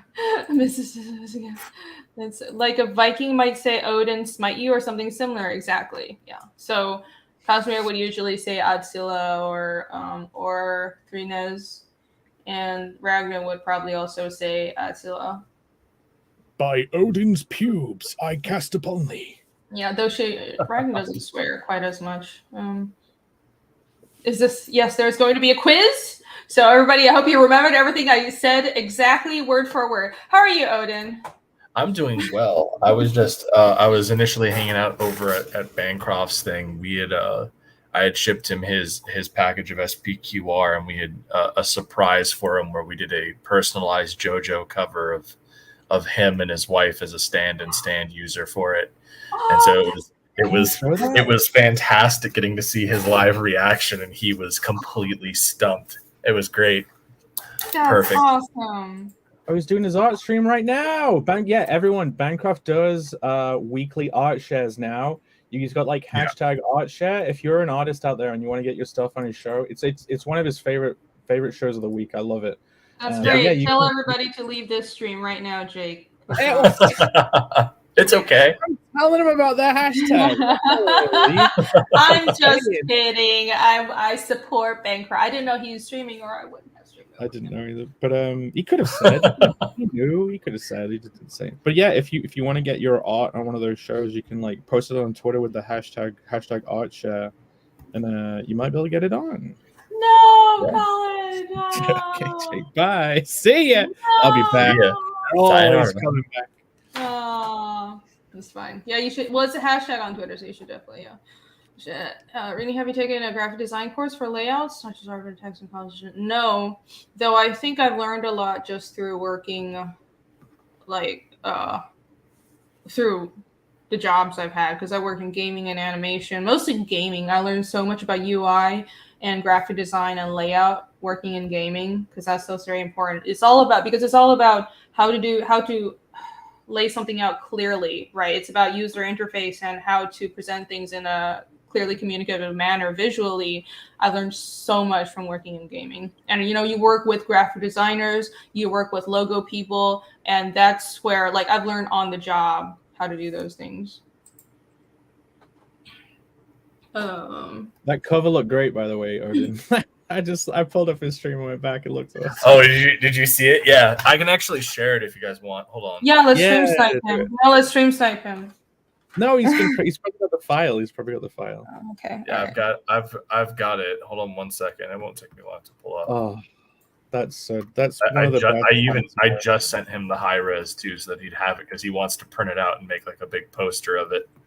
In the meantime, let me share with you guys something. This is what I'm talking about. Look, behold, it's been hiding here this whole time. This sigil means something. There's the sigil of Adzilla. She's like, my eyes are up here, and then you're like, they're also down there. They are also down there. All right. I have thought of everything. Do not doubt me. Do not doubt me. Hold on, wrong thing. And Casimir has a necklace. You'll see. Actually, that's more in chapter 2.5, but I mean, it's not really a spoiler. He has a pendant. The pendant he always wears. It's one side is the sigil of Thrines, the other side is the sigil of Adzilla. All right, so we got it. Yeah, the only gods I've thought of so far are like Destiny and Free Will as an opposing pair. Like, sick. Look at that. It's just, that's awesome. She has the lawnmower. That's great. Yep, we've got him in his pirate blouse with a can of VB. We made sure that his forehead was as pronounced as it could be, and that's amazing. And that was his stand doing the lawnmower in the back. It's great. That's so great. Can you buy that cover of the book? So what we had was we had a special tier that was make yourself like get your own personalized JoJo cover. Ooh. And somebody bought 2, and they were like, there's somebody that I work with, and they were like, okay, let's use that second one and do it for Bancroft, because like he backed the basic book of SPQR. He was like, yeah, I want this book. And so like I put together like a whole care package for him with like all the Elysian Fields books, the Embrace, and the SPQR book he did, and then we obviously gave him his personalized JoJo cover. And yeah, he was completely blown away, and it was fantastic. That is awesome, man. If I could buy that cover of the book, I'd buy the book. Whatever book that was on, if I could buy it, I'd buy it. Oh man, it was a great card. Kari Salvier, who my artist for that, has just absolutely crushed all the JoJo commission covers. She does great work. And how many were there? How many were there? We had 5. We had 5 of them. So like, I know Arrogant Ape got one. He was really excited. Like it was a really fun process because I reached out to the backers and I was like, okay, so send me a personal like reference for yourself, and then tell me what you want your stand to be. And so then Kari and I would work on the stand together and get it like they would tell me, like Arrogant Ape was like, oh, I want my stand to be like a microphone effectively and like audio equipment. And so I told Kari that, and we kind of workshopped some ideas, and then she came out with just a fantastic thing. I don't know if Ape has shared it yet, but he was so excited when he got it. Nice. Cool. That's awesome. Bancroft and Mel as his dad. Oh my gosh. It was pretty fantastic. Well done. Yes. I was very proud. Should be. So Michael, where's ours? Why don't you love us as much? hold on 1 second, okay? I'm just kidding. I'm just kidding. Yeah. And it sucks because like I have to find a replacement for Kari because like literally I found her and we blew up. She got a lot of attention because of SPQR. And then she got picked up by Bad Bug, and like they're constantly having her do stuff. And the style that she uses with that is like more in tune with what she does naturally. And so like she hit me up about like 2-3 weeks ago, letting me know that she couldn't do any more of the JoJo stuff because like doing that is too much of a departure, and like going back and forth, it's just not conducive to her workload. It's completely understandable. I'm very happy for her. She's a fantastic artist, and we're going to be working together on other projects. Just sadly, no more SPQR with her, so I'm trying to find a good replacement. So if anyone knows anybody that can do good imitation of Rocky, please send them my way. But we've got plans. Rini's seen the cover for the next one and knows the title. Yeah, I have. I like. You guys should be very excited. Yeah. You got some other pretty cool projects lined up too. I don't know if you announced it. But... We do. In fact, we have. So obviously, the Embrace 2 is in sign up, but we're also doing Judex, which is in sign up right now, and we launch on July 14th, and that's going to be pretty beast. And we did the cover reveal on Twitter, and that piece has been getting crazy engagement, which has been awesome. It's always good to see, that sort of thing respond well with the audience. So yeah, that was a cool fucking cover. I can't wait for Embrace 2. Gimme. It's going to be fun. I'm excited as well. It's going to be nice. Also, I have a cover. So yes, obviously you have a cover. Yours and Ivan's cover. Your lines and Ivan's colors, fantastic, and that cover's going to be sick. Yeah. I'll pull both. I'll pull up that cover actually. Hold on. I think I've got it up here. How many CG covers have you done now, Rini? Oh, I don't know. Oh my god. Let's see.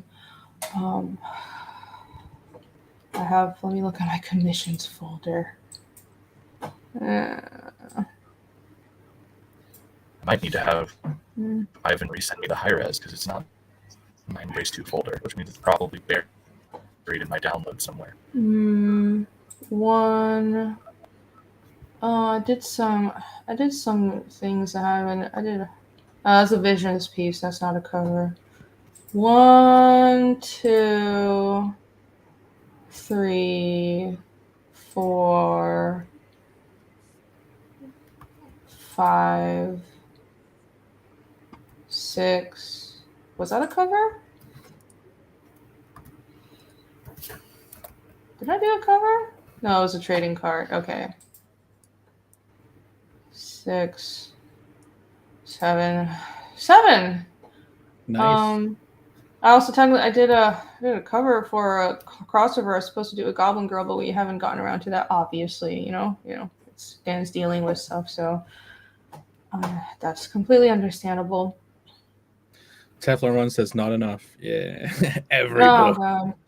I counted PTV, yeah, because technically the Last of the Seekers cover, that was packaging, but it was also a comic cover, so that's right. 7. And I've got technically 8. There's some stuff I can't talk about. Yeah, she's not allowed to mention her Connell the Barbarian cover yet. No, I'm not counting that because it's not done. All right. So I just pulled up Rini's cover for the Embrace 2. Oh yeah, I remember that. It looks so gorgeous. Yeah. This book's gonna make people cry. The first book made people cry, but this book will make them cry more. You'll cry harder. You will, because this is like if you were to break this down, this is the Embrace 2 is this character's Empire Strike Back. right? Mhm. Like the first book, we got the character established. He did some good stuff, and it was great. And then the second book, he gets knocked down Mhm. because you've got to establish a good threat there. And his tangle with Strangle does not go well. Ooh, So you will see the Embrace kind of hit a low point, and we're going to be introducing this character, Nathaniel Golat, who I'm very excited about. He's going to be kind of coming in at the very tail end of the book, and he's going to be kind of like the Yoda figure for our character. And yeah, it's exciting stuff. And then it's like the Embrace universe is expanding outward pretty with some pretty exciting stuff that I'm not at liberty to talk too much about yet. I will say it was funny because I was pitching one of the stories to a potential artist, and I have officially reached a whole other level in my career where I pitched this thing to the artist, and they effectively told me that the premise was too depressing for him to take on. Oh man. Oh! So like he was effectively like this is a fantastic concept. It's really cool. And like he's like working on something similar-ish, and he was just like, I just don't have the emotional bandwidth. Like Jesus. I can't do this. Get back the Embrace for depression, everybody. It's it's a very powerful story. I'm really excited to do that, and to do that little side story when I get there. But it's going to require very specific artists, and it very, very much limits the pool of people I can reach out to. Right. But I mean, that's good though. I mean, that's what you're going for. You want the story to mean something and actually affect people. You just need to find an artist who can take it. Absolutely. I'm excited. Just makes me want to ask what kind of depressing now. What do you mean? I mean, the Embrace is already about it's depressing. it's already about like the main book is already about some like pretty heavy hitting stuff, and then this side story would like take that and amplify it by like 1,000,000%. It's a very, very heavy book. Like it's still very fun. Like if you've read the first Embrace, there is like it opens up and it is really heavy, but it there is levity to it. It is a superhero book, and I treat it like that. But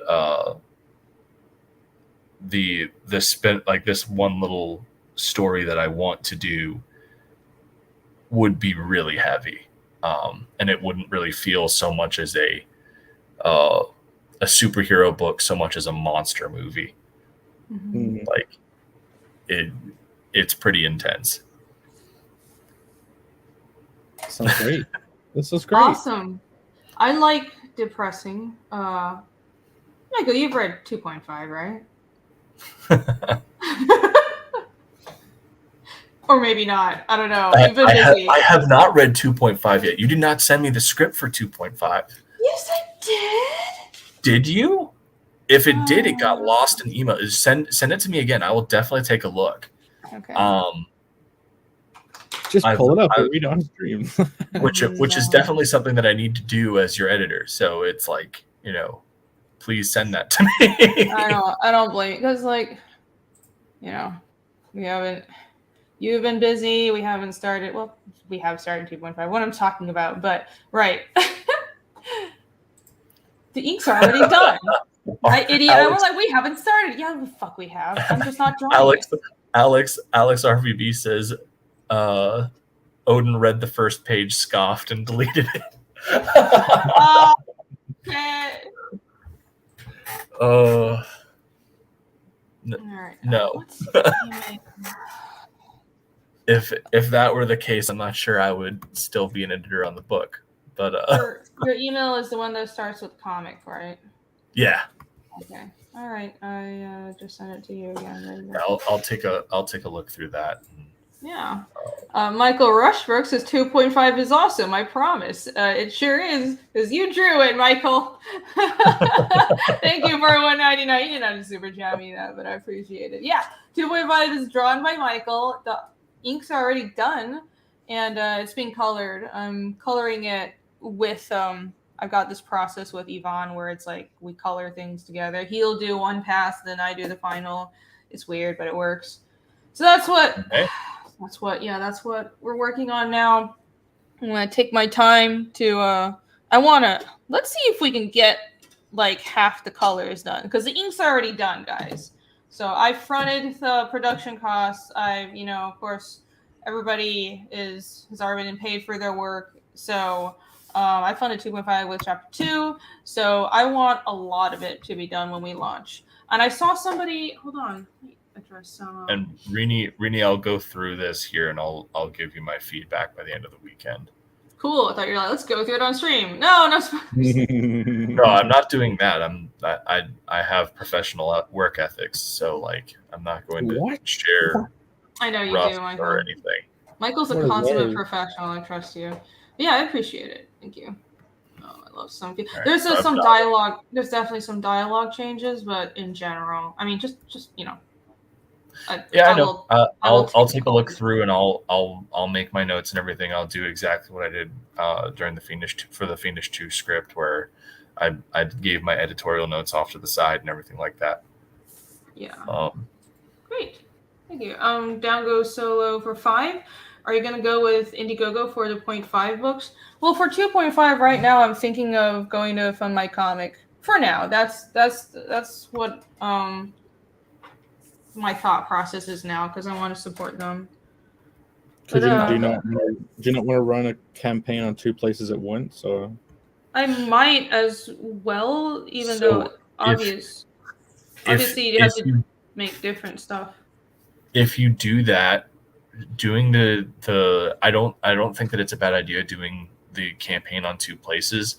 I would not recommend running both campaigns at the same time, because then you're competing for backers, and one campaign could end up not doing as well as it could have because people were going to the other one, and vice versa.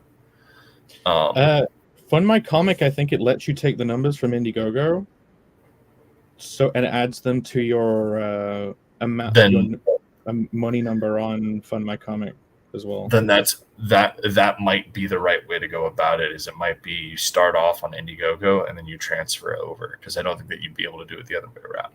I really like all everything that I've heard about Fund My Comic, their interface, the fact that they have a widget so I can have a plugin for the website as well. I mean, it's just fantastic. I really appreciate what Luke and his team have done. I know this isn't cheap. They spent a lot of their own money and time on it, so I want to everything. It looks like a good platform, so that I think I'm going to launch on there and see how it goes, and hopefully it'll go well and I'll do more stuff on there. Is there Synchulus for 2? Thank you. Is there any way to get the art books, or is it gone now? The art books are gone. Sorry. You can get them on the website though. Not on the Fiendish website. That's on my normal website. I have a bunch of websites. Hold on, I'll show you guys. I have another store that I never tell people about. Bancroft Raid! Yeah! Hey, what's up, Phil? Get in here. It just means that the Bancroft show ended. Yeah. Well, I won't. Yeah. He can get in here too, then. Yeah. He has the link as well. Get fucking here. Ballers is canceled too? What? Everything is canceled. Yeah, Dale said that they're just gonna launch at a later date, so it's a pity, but it should still be coming. Hopefully. What are all the stretch goal items that backers of Fiendish 2 are getting? So, all right, let me actually look at the campaign so I give you guys correct fucking information. Oh, there's a Mo Biggs in the chat. Hail, Mo. Hail, what's up? Hey, Zombie Boy is in the chat. Zombie Boy did an amazing, emailed me a really cool Connell the Barbarian fan art. I haven't responded to you yet, Zombie Boy, but it was absolutely fantastic and very cool. Thank you so much. Awesome. I don't know if I can bring up on the stream though. I don't know if it's stream safe. Yeah, it's probably not. But your art is appreciated, Zombie Boy. Pit is not canceled. It's delayed. It's not canceled, everybody. It's still gonna happen.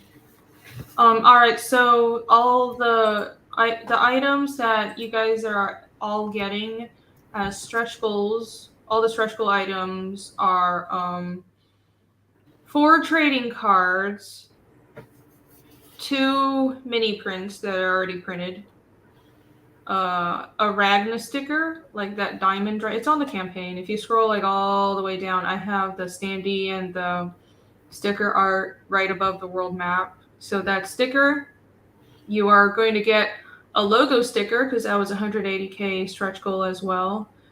And let's see. Yep, those are the actual items.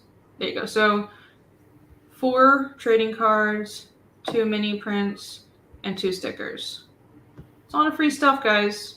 All the other stretch goals were like paper upgrades and the fan art contest and stuff. Daniel Sella says, why wouldn't you run campaigns on 2 platforms at once, Odin? Why wouldn't you run 2 campaigns at once? That's what he's asking, yeah. Because you have, like, while both platforms might not necessarily be going to the same marketplace and are going to separate consumers, you're always going to have a potential for one campaign drawing backers away from another, and it doesn't really take away from your actual success, but all of these campaign sites, their algorithms fuel by how well they're performing on their respective platforms. So if you're running 2 campaigns at the same time, and one is doing really well on one platform, but the other one, it's doing okay, but it could be doing better, there's a chance that you're not focusing your target audience onto that specific platform.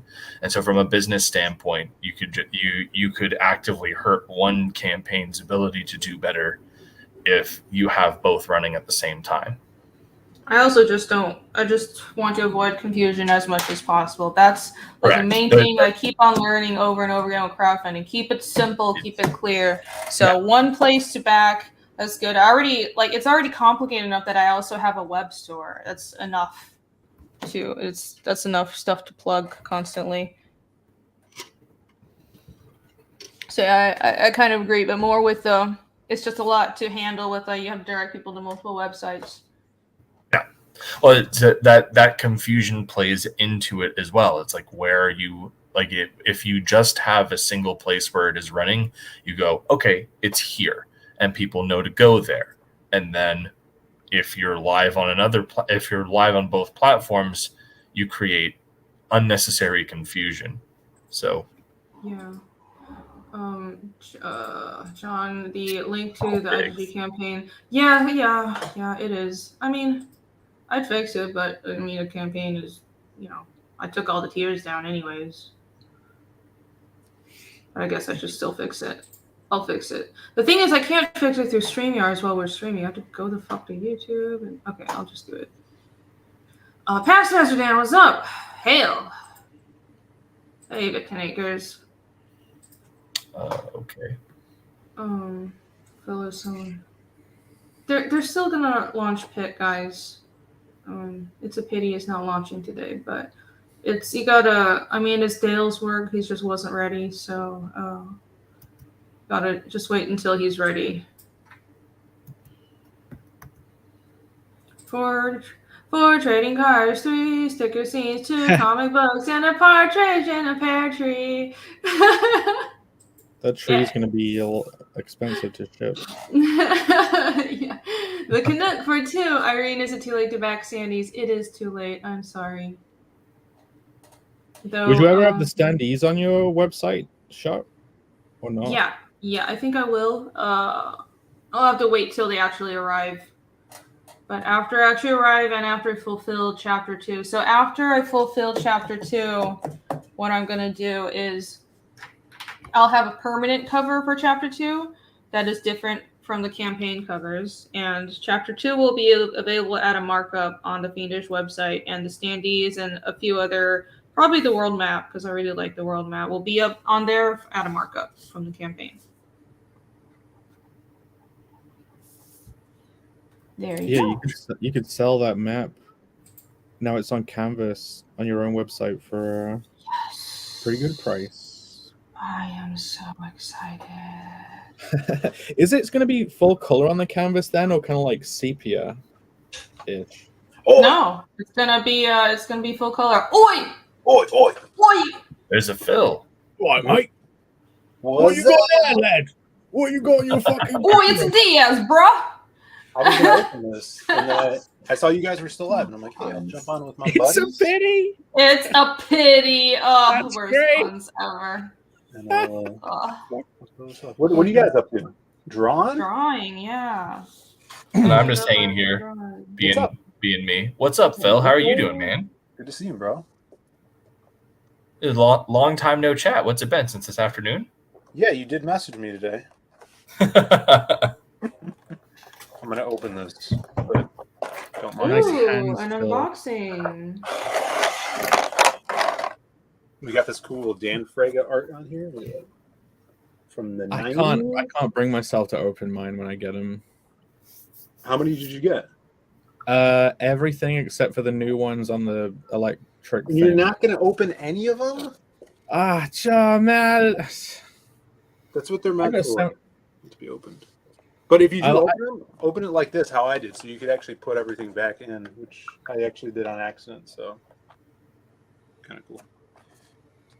Yeah, good idea. I just love packaging. I love good packaging. It feels like a crime to rip the card for me personally, but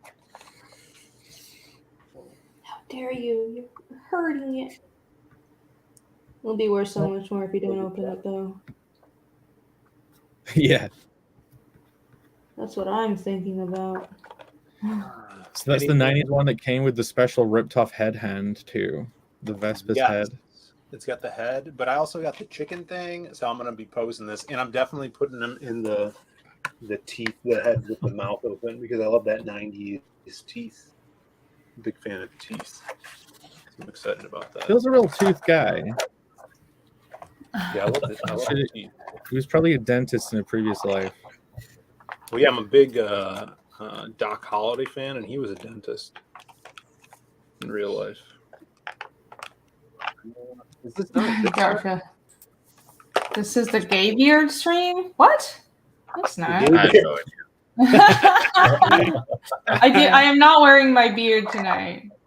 I'll have you know. Behold, no beard. It's me. I've been out all day.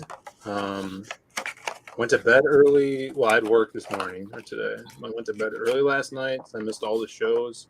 Any CG news lately? No. Not at all. What are you talking about? CG never has anything exciting happening, Phil. Am I missing oh shit, something fell. Phil, did I detect a sense of sarcasm in that? No. No, not at all. Drop your hand. Here it is. How dare you? Stop abusing that frog, sir. No, abuse it more. I saw this video about these tiny Brazilian frogs that have evolved to be very small, I think through I don't know, inbreeding or something. But but when they jump, they have really small ear canals, so it f's up with their balance. And when they jump, they just freeze up and then just like fall as if they were dead. You know, like those it's like it had a stroke over. midair. Yeah. It's pretty funny. I saw that yesterday. So they're like boing, boing, like that. Yeah. So stupid. Oh, I love stupid animals. Yeah. This is awesome. The thing that I hate about like getting action figures is they always put those like twist ties and they're really hard to untie, but there's no twist ties here, which is awesome. So props to Ethan That for no is cool. Look at that. Look at that. That's Look at him. Looking cool. Eric July hit 2 million? Did he? No. Did he? I don't think so. That's, I don't think he I hit don't a know. million. That's crazy. I think that's He was at like 1.4 when I checked earlier. valid. Yeah, he's at 1.422. No. Come on, people. Lying in the chat. Like SDA. Yeah, he will though. I Lies. mean, he'll probably cross 2 million, yeah. Yeah, it's a matter of time, guys. Be awesome. This is what I do, guys. I just saw his draw the on Shane. my... Sorry. On top of it. Yeah, I just draw on my Cintiq. Also, look at my Cintiq. Look at all these scratches because at the center because this is how much I abuse it. What are you even doing there? Drawing loads of squiggles right in the middle? Well, this is where my pen falls when I'm drawing in Photoshop, so that the screen is just scratched like shit. See? What are we doing here? This poor thing. So yeah, it just weeps in agony. It's like, why are you doing this to me? All of the souls of the dinosaurs it took to make the oil, like weeping in pain on the other side. Yeah. That was one of the changes that he made. The head was originally, I think, just a swivel, and then he changed it to the ball joint. Sockets. Get out of here. It hasn't even been a week, no. No. It'll do even better than the first one. I don't know if it will. He has less tiers, and statistically speaking, like most second books don't do as well, just because there's not the collector aspect. So you're saying that if he did want to make more money, he would probably have to reveal more covers later across the course of the campaign, Probably. right? Yeah, Probably. That would be really smart for him to do. That would be smart, just like he did with book one. Yeah, I was going to say, didn't he do that with the first one? Maybe I don't even remember. It's been a while since the first campaign. He did do that with the first one. Yes. Yeah. Okay. Yeah. We'll see. I hate that though because I'm like, I know the American market is different. It's a collector's market, but it's like, it's just such a self-defeatist thing because as a creator, yeah. I keep on getting told over and over again, like, don't do long form things because people will just buy the number ones and they're only interested in number ones. And I'm like, but manga, the numbers go up because I know it's not as much of a collector's market, but also the stories get better and better. So people buy more of the books as time goes on. And it's like, I just feel like it's a self-defeatist kind of like settling for this broken market where the only value comics have are as collector's items, but it's like, what about the content? Like, well, it is weird because the collector's market is, and like the bubble and speculation and stuff, that's what kind of destroyed the market in the 90s. Yeah. But the companies still act like that is, and it might be true that that's the majority of the people buying the books are doing, and you see that with number one sales, but it's like, why cater to that? I mean, I guess it's also a thing that's a bit difficult to gauge, especially when you're looking at the mainstream industry, because they're not really like comic book companies. Their customers aren't actually the customers, they're the stores, because they're the ones putting in the orders through the distribution. So it's definitely hard to say because it's not like we have a good way to measure how each individual store that orders X amount of books does selling that X amount of books for those issue ones. But generally, that's done. You guys have seen your campaigns grow each time, right? Mm-hmm. No, not necessarily. I actually between my first and second campaign, I actually had less backers.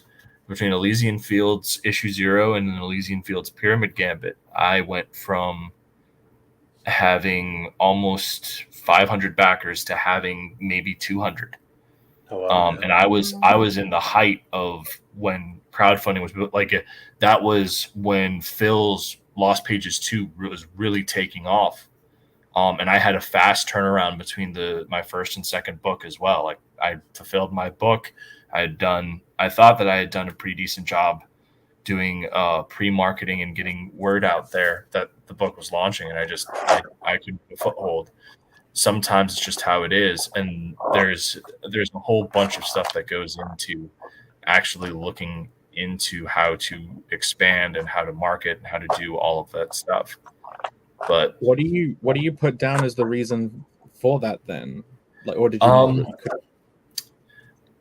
There are a few things I think that I didn't utilize specific things on reaching the first audience effectively. Like I don't think I used the email lists as properly as I probably should have.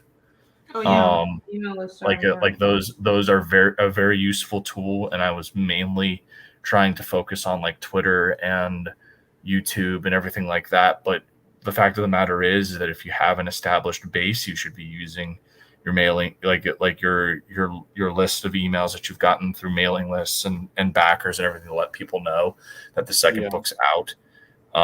Like there's a whole bunch of things that could have gone into it, but I'm not gonna like dwell. Like at the end of the day, it didn't work out, and I can't focus on that. I just focus on what I can do to do better, and even to the point of what content I'm putting out there, because it could even just be that while the first book got very solid feedback and reviews, it could be that the genre of story and everything like that just wasn't clicking with the overall market, and so that could have played into it. Mm-hmm. Do you think it's a good idea to have one big mailing list just for you going all the time, or maybe a mailing list per series? Or I would say maybe a mailing list per series, because not like the audience for one book isn't necessarily going to be the audience for all of your books. Now you're going to have people that back all of your stuff because they're your fans and they want to see what you put out. But it's important to realize that like different stories have different audiences. It's just how it goes. A person that's a big fan of 90s Spawn, stuff like that, might not be interested in something like super pulpy from the 1930s, or while there is some overlap, at the end of the day everybody has different tastes of storytelling, and so it's important to kind of gauge that and recognize that not all of your books are going to share the same audience, especially if you're dabbling with different genres. Yeah, it's cool. If John's still in the chat, by the way, thanks for letting me promote my thing last night. I got to 100 signups on the Carnal mailing list. Oh, hell Yay! Yeah. Congrats! Everybody go sign up for Carnal. Are there any? Let me get some links for that. The Carnal trailer is gonna have to be amazing. Oh yeah. It'll be as animated as I can make it. It definitely will. It'll be voice acted and animated, and it'll be it'll be fun.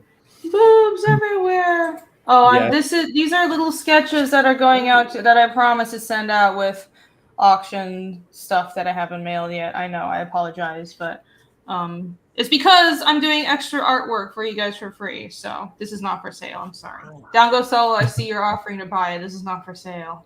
You're supposed to buy everything. I'll draw more Yomi for the next auction. Anyways, I've got to roll out. I've got to be up early in the morning to do Father's Day stuff, but it was good to come and hang out for a little bit. Oh yeah, happy Father's Day. Thanks for hopping in. Yeah, of course. And Phil, good seeing you. We'll get in touch some point this week to figure some stuff out. Yeah, definitely, brother. Have a good night. It's great to meet you, Odin. Pleasure to meet you as well. Have a good night.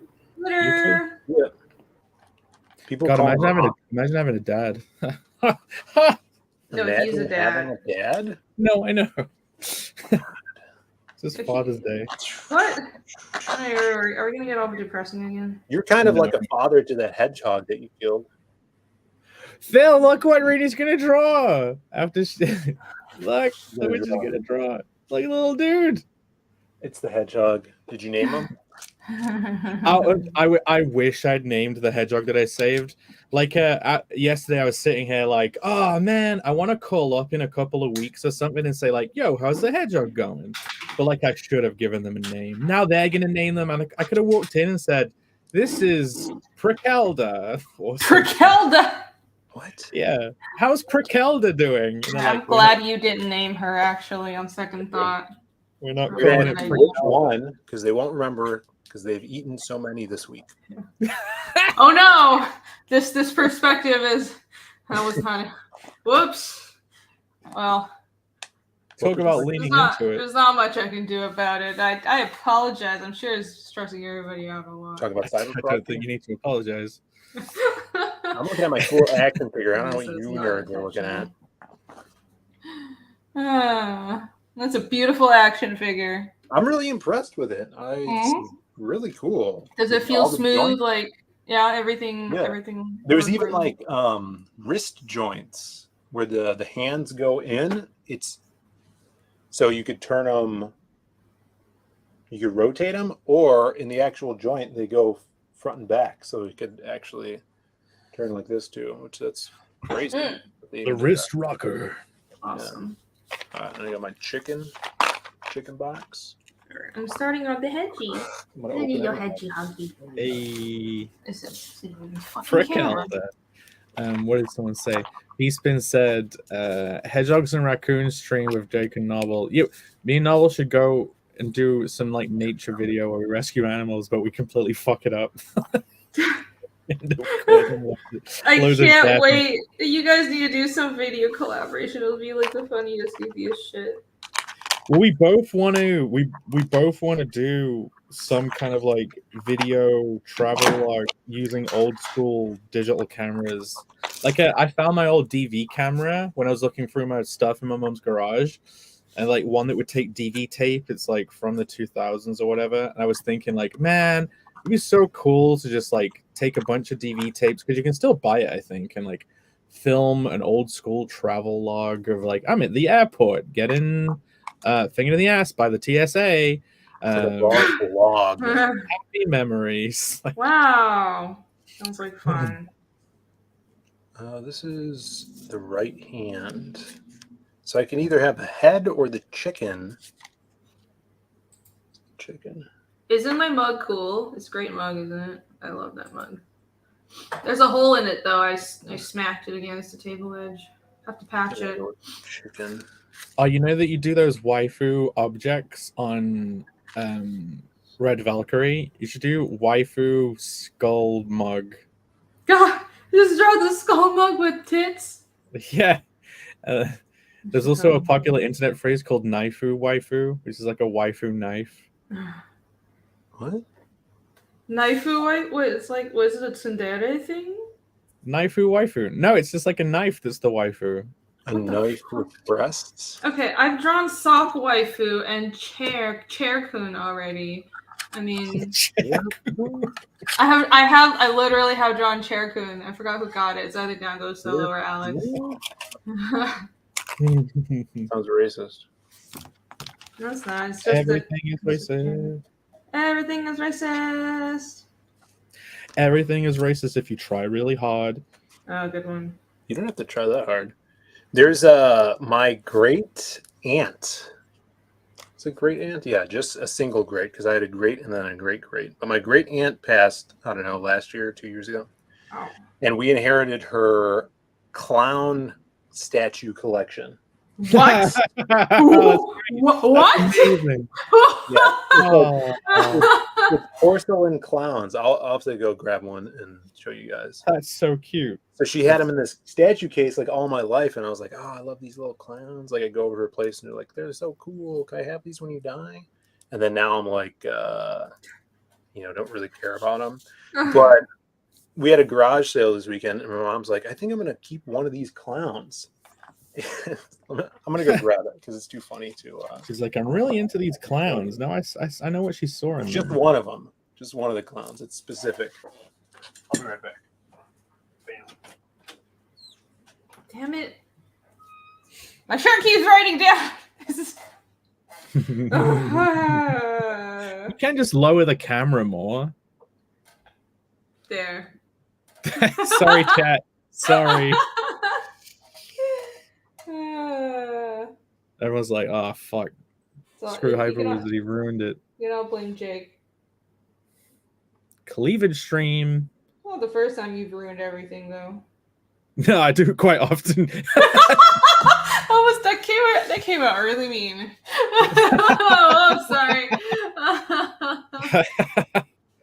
No, it's fine. That's not meaner than I was intending. I'll try my best. Maybe. Kick Jake. Yeah. No.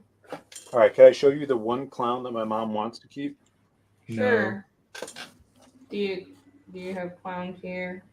No, I like clowns. I think they're cool. Oh no! That's amazing. She's like, I really like this one, and my brother and I are like, yeah, I wonder why. It's Danny. It's Clown Danny. And It is Clown Daddy. I'm like, Mom, what are you gonna name him? She's like, I don't know. I think Rufus is a good name. So she named I'll him put my face back on. There you go. Rufus Bojangles. She named him. And this is actually the first time I actually had a close-up look of it's on this like pot with these horns for some reason, and then this one's specifically placed very Yeah, what is he sitting on? I thought it was he's like happy. some... He's a happy clown. He's a very happy clown. You want some? Oh, that look, would hurt. wait, it's a bottle. Look at this. Did you just discover that? Yeah, I didn't know that. Bill? Like a cork. Is that your aunt's old weed stash? I don't know. It's like put stuff in there. Yeah. It's like, I don't wanna what smell does it it. smell like crack in there? Made in Japan, though. Wow. No wonder it's weird as Those shit. crazy Japanese. They probably no. still make them. They're probably still making them to this day. Probably. Yeah, no wonder it's so weird. So one day, No wonder you have a black-faced clown from Japan. Jesus Christ. Natural show. I disavow. I reavow. You reavow. Jake likes it. Reavow. Jake likes it. Explains the horn. Oh boy. I'm so tired today. I slept in until like 1 or 2 and then just kept lazing around. High energy stream. No, I was the same. I didn't do shit. I tried to sleep, but I basically just lay in bed awake for hours. And I was like, oh, fine, might as well get up. No, I was out. I was out after the closeout. I'm surprised I remember anything. John, if you're still in the chat, when she went away for like 20 minutes, apparently she fell asleep. Yeah, I fell asleep. I went to get coffee and then I fell asleep while I was waiting for my coffee. And then she got woken up by her headphones. I was so tired. I apologize. But I did sing and embarrass myself for you, so there makes up for it. You sang? I did. It was terrible. I can't sing, Phil. Oh, it wasn't that bad. Makes sense. What did you sing? I sang my Narcissus song that I said I would have to be really drunk to sing. Oh, that's embarrassing. It's super embarrassing. But I did it for the fans. Not only did you sing a song, you sang a song that doesn't exist. It does exist because I fucking made it. Wow. Songs only exist if the music industry makes them. Right. Yeah, No, I actually did make the tune for it. Noise. Bring up the singing. I'll sing it again. Yeah. That's okay. Get Hey, Phil Matt. to sing it. Rickles He's had the sound whole team on the panel. No, I didn't. All right, let's see how this platform works. No one else on the Fiendish team asked to be on there. I would have sent them the link. That would have been great. I'm sure it was clipped, yeah. I'm sure there'll be a Perth Comics video of it. It will be. He needs to take the lyrics that you singing it, lay it over a tune that matches the right tempo, and then like lay it over sakura trees, like leafing, like the petals blowing in the wind. Oh my god, auto-tune it. No, Yeah. I did make up the tune for it. I need to rework the poem's not, I'm not a great poet, guys. The poem's like, I don't know, I need to rework it. I'm not a natural, but I have, it is something, I made it up forever ago. I was going to include it in the story at some point. I don't know if I will, but we'll see. It's okay. The Chinese aren't known for their poems. They are, actually. Chinese for what? What are you talking about? Do you know about ancient Chinese poetry? Yes, you've explained them before. How dare you, sir? How dare you? I'm just an unfeeling bitch, so I'm not good at poetry. Phil, I went on Rini's closeout and I drew 2 pictures to give away, and her reaction was great.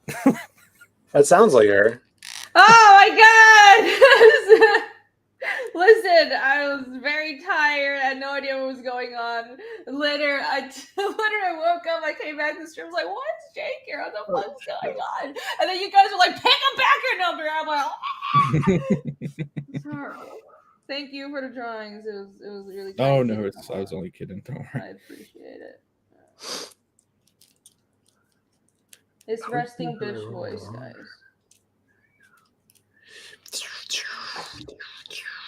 Pew, pew. Now press the button to fire all the rockets out of his knees. Are those rockets in his knees? Yeah, I think so. Are. He doesn't have these anymore, but this, he had these weird knee pads that look like they have rockets in them. Maybe they're just buttons, but I thought they were rockets.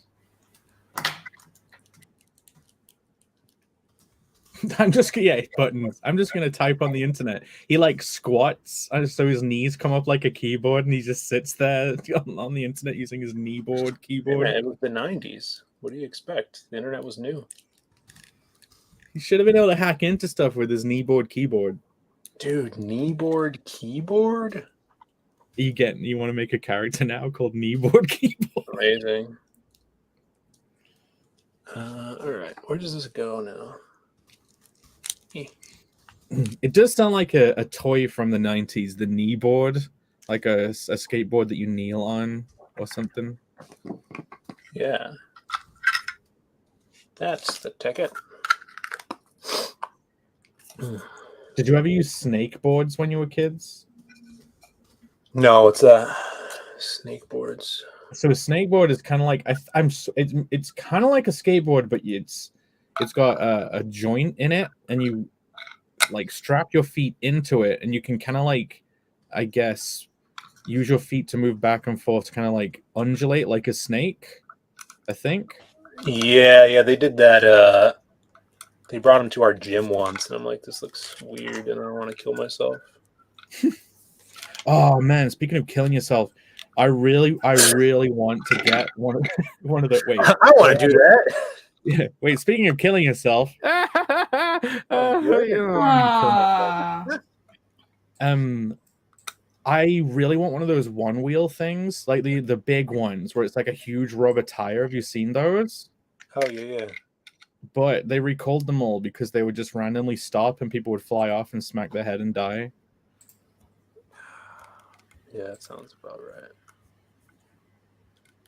You're using evil. I was distracted. I was messaging somebody. What about the knee boards? There's one thing I've learned about Rini. You can't interpret anything her face or voice does like you would a normal person. What? Yeah, it's the Asperger's. Oh my gosh. Bancroft, what's up? Yo, Yay. Hello, good sir. Michael. Mike, How are what you, do you my want me having to lunch send you? and playing with the kids. Oh, you're playing with the Oi, kids. Oi. We have a Cyberfrog here joining us for the first time. Welcome, Cyberfrog, and welcome, Bancroft. Hello, hello. Who's got the old chicken Chicken, Yeah. drumstick? chicken fist. Chicken. Now I want chicken. Now I'm hungry. Eat on stream. Eat on stream. Bancroft, Odin came in earlier and showed us the JoJo cover. Mm. Yeah. How That was crazy is great. that? That was great. Oh my god, I can't believe. Let me full screen that. Look at it. That is so No. cool. Oh, that's Mel with the lawnmower. Oh, I didn't see the VB. Yeah. Oh. That is Now, hilarious. Cool, seeing huh? as Bancroft has now been JoJoified, does that mean Bancroft is at least slightly canonically gay? Yeah, I think that was already established, wasn't it? Yeah. The blouses were new. Yeah. Very No, epic. that ship's long sailed. I had an idea. I wanted, because I finished things up a little earlier than I anticipated in getting campaign ready. So I thought I want to make a T-shirt. Oh, all I over haven't had print? time. No, Oh. something that looks good. Boo. Yeah. It's fucking all over print shirt. Boo, looking good. Who cares about that? Print. I want to do a sort of, in my mind at least, a kind of Stranger Things-esque poster style, with lots of characters on it, but little hints and stuff on it as well. But in Only a Stranger Things did T-shirt those. style. Only Stranger Things did montages. I know they invented it. Yeah, That would be cool. But yeah, no, I think it will be. With I just cut a whole bunch of little just pieces out of the book and just pasted them onto a file to kind of like do a little sample layout if you want to see it. Oh, Just share it. Yeah, show us. Is this just Lucent? Yeah. Well, what else would it be? What Teflon Ron for 2? Thank you. So who would be Rainey's stand? I don't know. Who would my stand be? I'm a bit of a loner. So A moth tattoo. It would go in the moth on her arm. It's like it can come out of the tattoo can separate from the body and it turns into the real moth. Oh yeah, you're right. And it goes back in again. What are you guys talking about? I have a moth tattoo. Oh, you do? I need to add it to the artwork of you. I Yeah, thought you that was, do. I thought that was a smudge of dust. Oh well, fuck you just too. dirty. Well, fuck you too, Phil. I'm kidding. I'm sorry. Bancroft You wanna was share that, stabbing Rainy? the whole time. I thought it was a flower, actually. The fuck's a stand?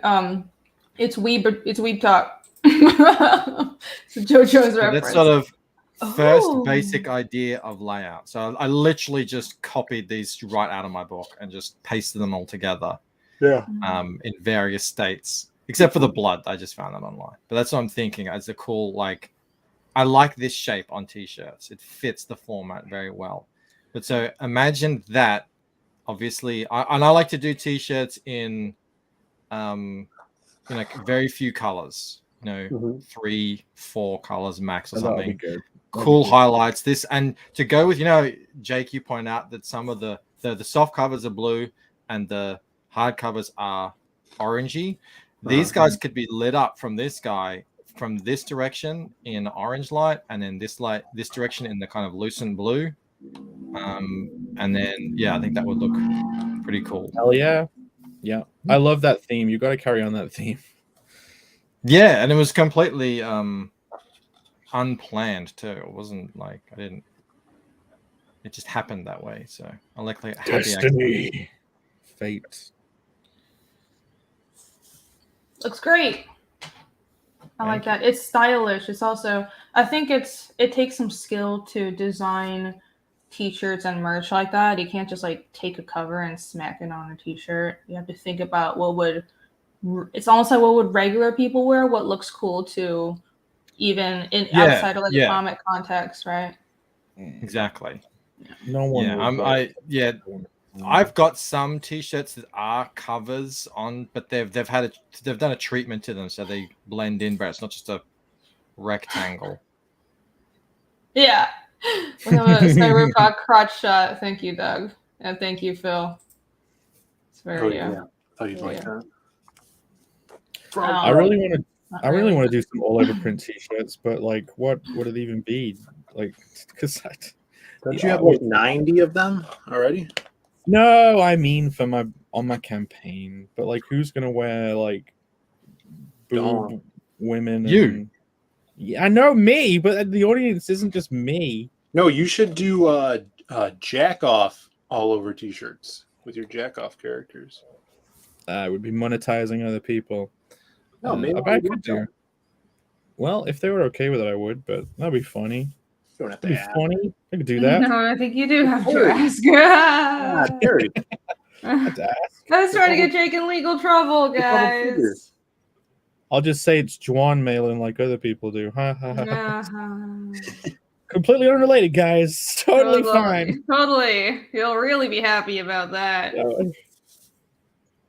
Oh, funnily enough, when I brought those pieces on last night. John did say you should draw some of these and auction them. So, No, you I'm gonna have take that as permission. yeah, you have his endorsement now. All right, great. You can do whatever you want. Run with it. Monetize is shameless. That's it. Now I can take the piss. Yeah. No. Oh, God.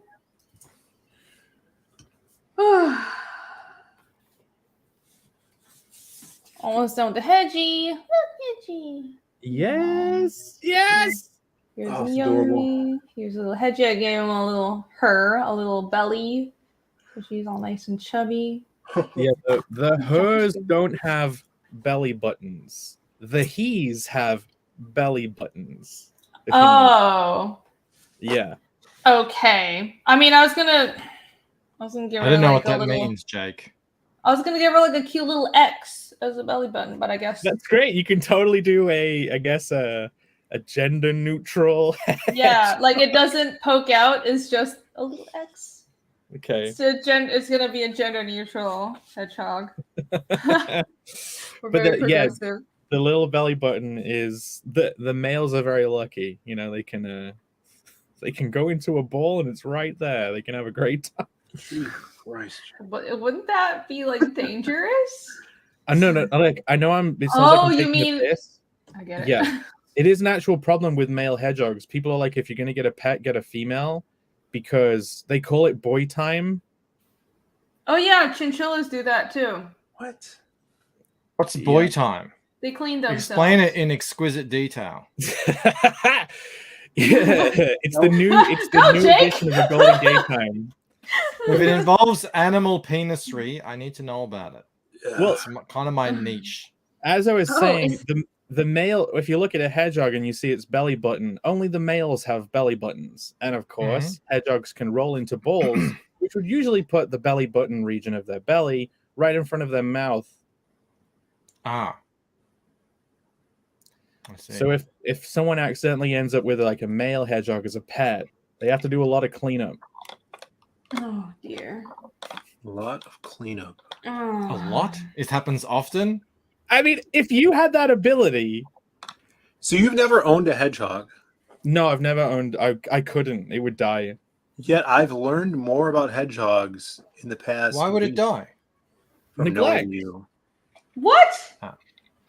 You Saying wouldn't I'm love not it? good at- probably I not good at know. living. I don't want to even entertain the idea of getting a pet because I'm like, I'm gonna do something wrong. He knows he's a psychopath. Not that kind of wrong. Not like smacking over the head with a brick or something, but like God. no, I don't know. But no, apparently they're like the worst pets ever. Like I love hedgehogs, but they're the worst pets. They stink. Ethan's owned pet hedgehogs before. He can talk about it. He says Oh really? they stink like hell. And they're usually not friendly. They take like you can have one and you can get it out and try and play with it, and it can just stay in a bowl or maybe bite you and stuff. You have to bond with it, which is like you spending ages with it in your pocket or something. Maybe people get lucky and they have a friendly one, but yeah, if I sponsor 5 hedgehogs, rescue hedgehogs. It's like the patron The more I saint, learn the about Jake, fairy I know, godmother dude, of hedgehogs. I say this tarot every cards day. and hedgehog husbandry. It's Yeah. like The more I learn about this guy.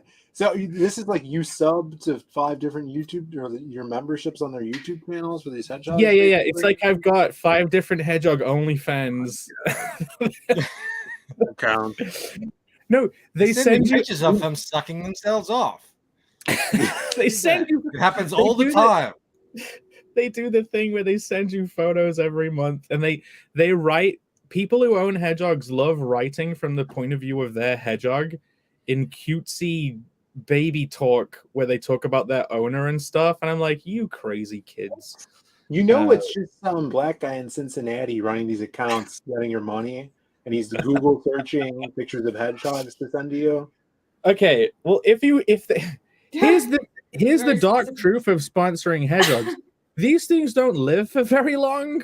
Uh-huh. Aw. And So they're especially like- the How long are we rescue talking? ones. Like How long are we this talking? rescue is for maybe 3 years. I'll look up like African pygmy hedgehog. Rats don't live past 2 years. It's very rare. After So- it dies, is the owner like, hey, we got another one. You want to sponsor this one? No, yeah, that's what I was gonna get to, Phil. So people will buy a pet hedgehog for their kid because the Right. kid's like, I love hedgehogs. I got all the hedgehog Instagrams. Ooh, and then they realize they're the worst pet in the world, and they get like neglected and abused because it's not just they're a bad pet. Like a little kid, it's almost like they're getting annoyed with it.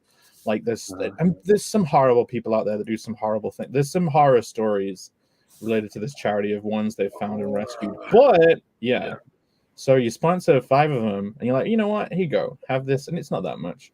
But because they don't live very long, It's too much for hedgehog sponsorship, whatever it is. 3 years they're going For $1 a year, that's too much.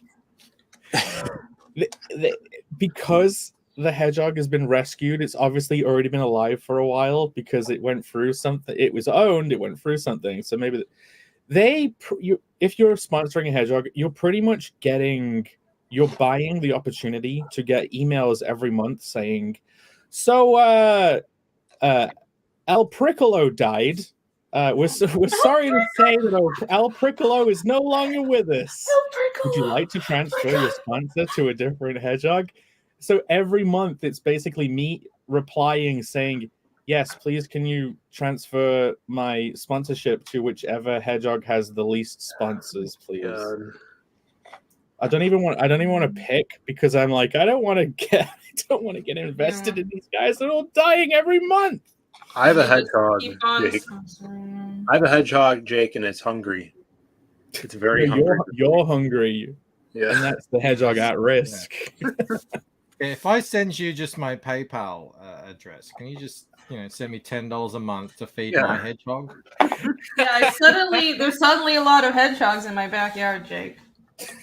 Everyone's like, They just showed up today. I don't know why. Can you help me out?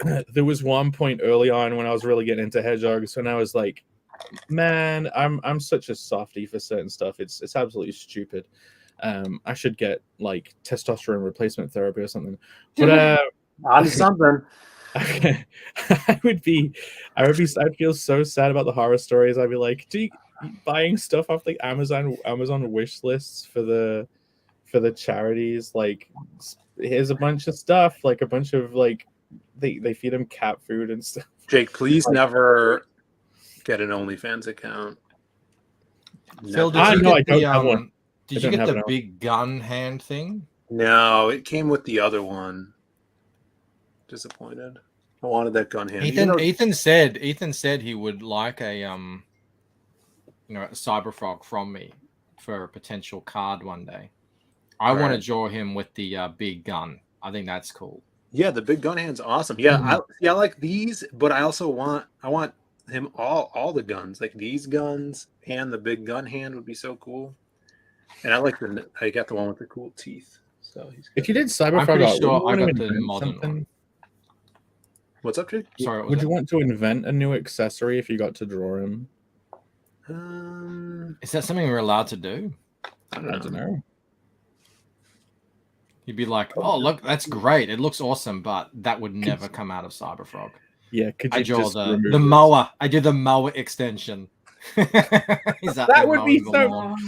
No. Okay, wait. You have to do Cyberfrog sitting in a garden shed drinking a slushy or something, and Heather Swain is pushing the lawnmower. He did do a great one where he's in a lawn chair. I do like that one. I remember that. Yeah.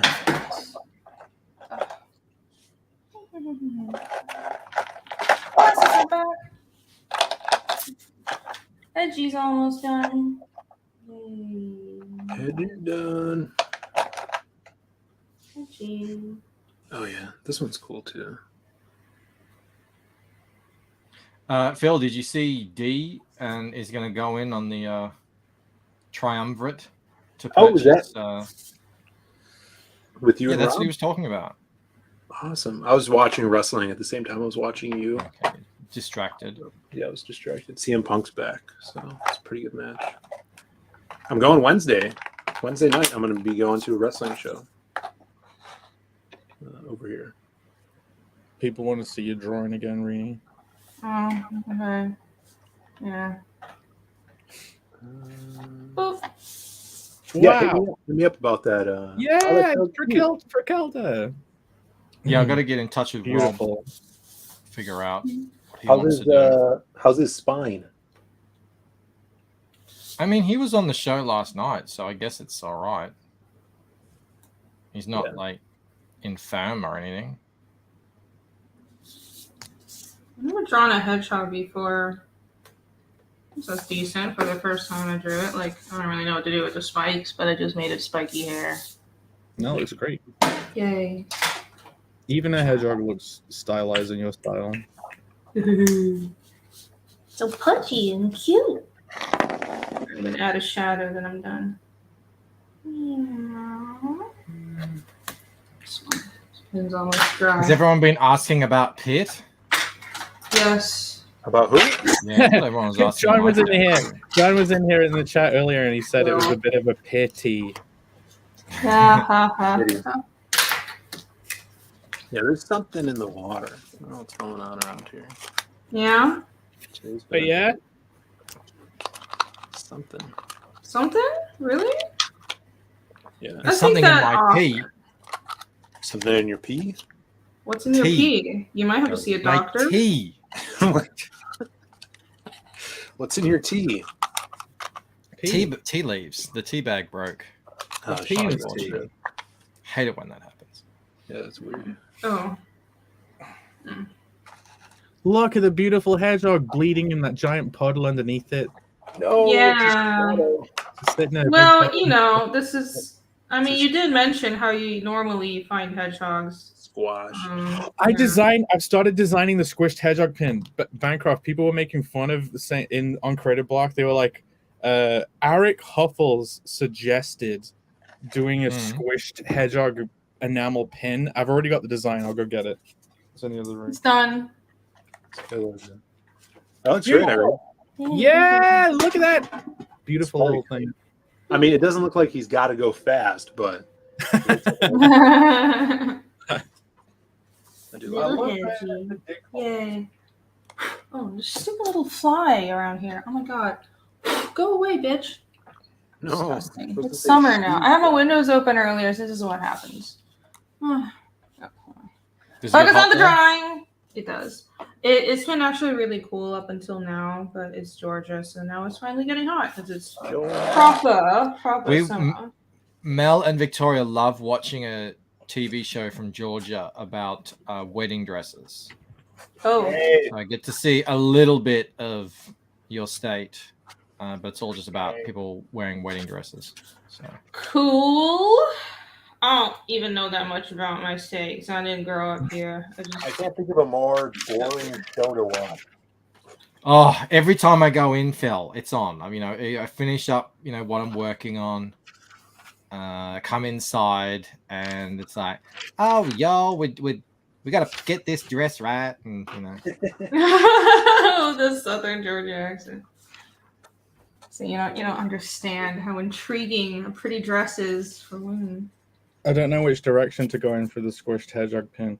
But yeah, like this is Libyan enamel. It's probably going to be way better than this. These are just the first sketches. But the idea is... Go on. I was just thinking, could there be like a flatter area? What do you mean? Because you're going to have like tire marks on him or something? Yeah. So the idea with pins is like this is in fact, the whole point of doing this is you can have the enamel pin, then you can do overprint over the top. So I could have the pin, and then I can literally have black tire marks over the top of the pin printed on. Oh, cool. Oh, yeah, that's cool. They call it overprint. Very nice. So yeah, that's the joke is to just make a flat thing, the flat I love it. enamel thing, and then do the tire tracks over the top. But yeah, our couple get that idea. The same guy who did Phil's singular testicle. Oh, yeah, that thing is awesome. Did you see that, Bancroft? Yeah. That's great. Have you got it? Are you gonna sign that, Rini? Yeah. Wait, you got two? You got a blue one? He gave you blue balls? They're the same color, but yeah, I do have two. Just different lighting, I guess. Yeah, look great before. Yeah, you could totally just make that the pink color for the phone. Yeah, maybe there is a pink one. The crim pink or pink color. Oh, did I miss any super chats?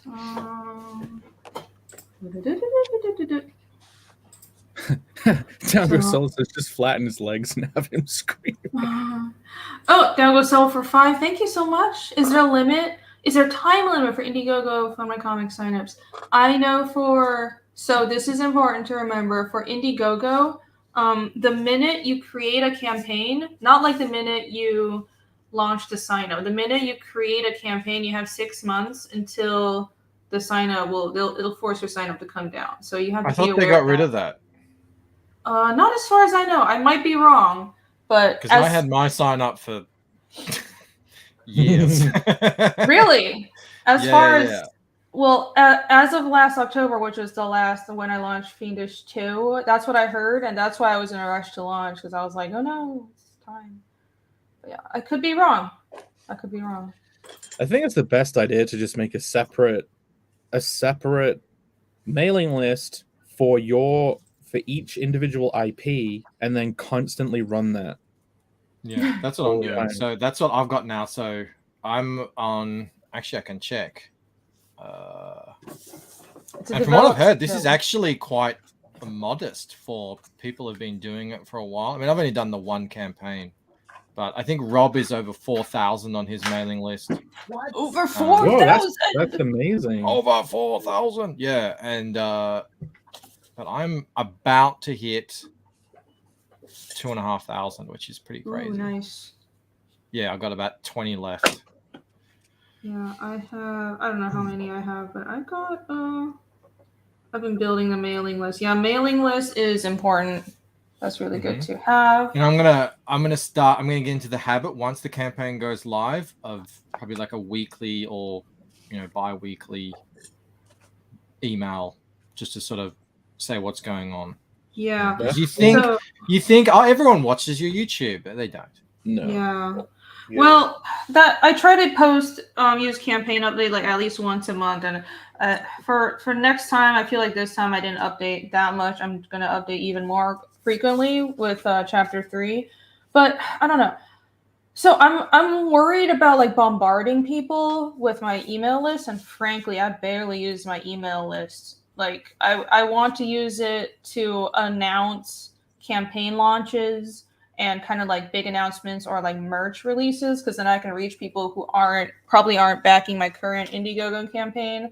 But chat, what do you guys think? Like, is it annoying if you get? I think once a week is not bombarding. I think that's Okay. perfectly fine. Yeah. Especially if it's during a campaign. And then after that, if you want to do once every 2 weeks, Yeah. that would be perfectly acceptable. I wouldn't, if I was interested in someone, I would never unsubscribe from them on that schedule just because of that schedule. If it was, once every 3 days or something, yeah, maybe that's way too much. Okay. Well, I got a question for you then.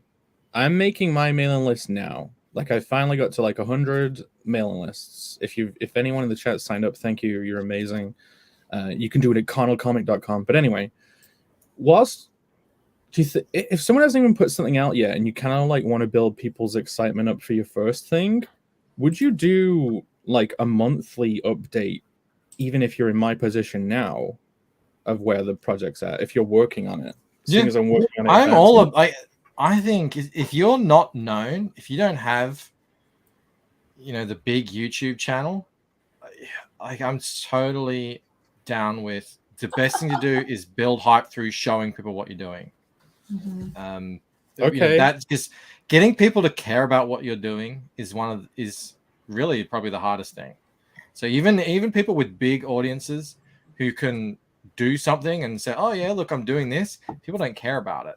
So getting people to see it and care about it is the biggest uphill battle you're going to face. So I would say yes, like show people what you're planning, get them to build an affinity with Carnal, and be interested in what kind of stories it's going to be there. So okay, I'll do that. Yeah, Alex OB's got the link in chat. If no one has signed up to my book yet, I don't have a campaign, but I have a sign up live. You can click that.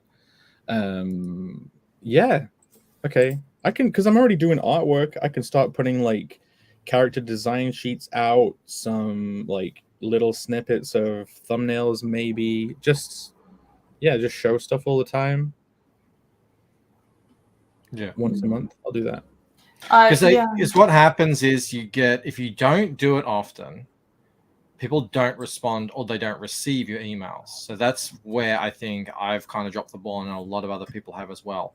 Now, obviously the risk is if you do it too much, people unsubscribe. But I think there's a pretty healthy, you're going to get unsubscribes anyway, but there's a pretty healthy balance.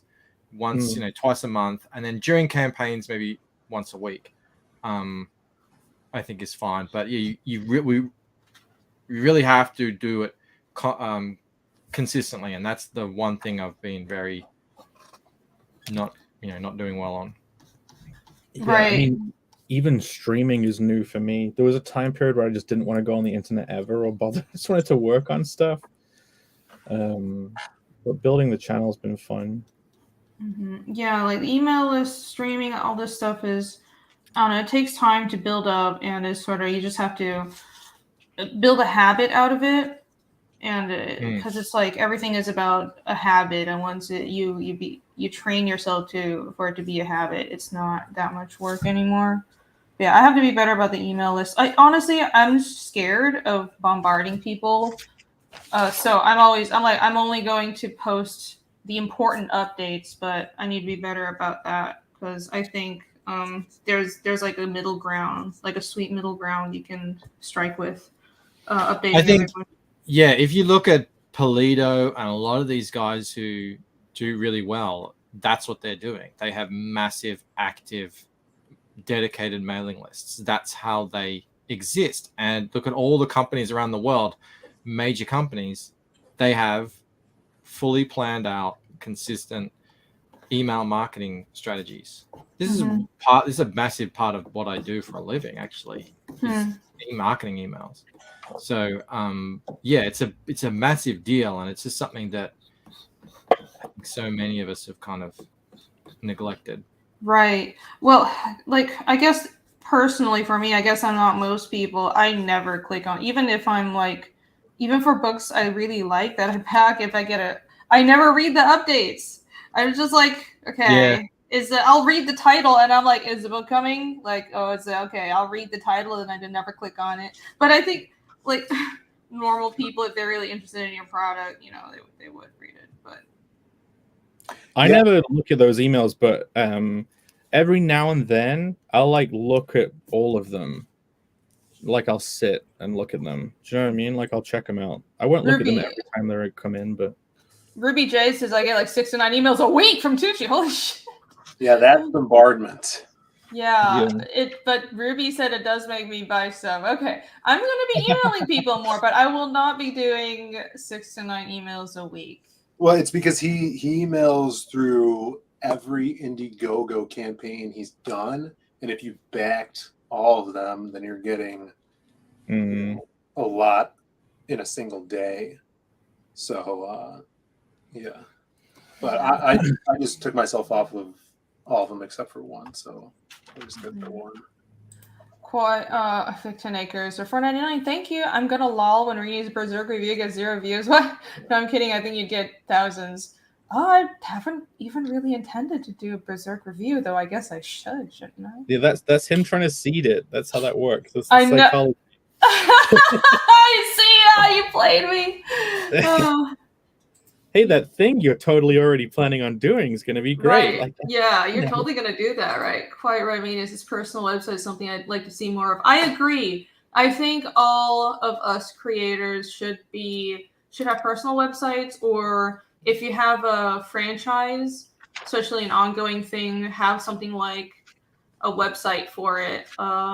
And, like I have a Fiendish website, but Michael has Lucent website. Shane has Inglorious Rex. It looks more professional, and it's just great to have somewhere to direct people to actively gather email signups. It's like a second source of email signups, a place to gather.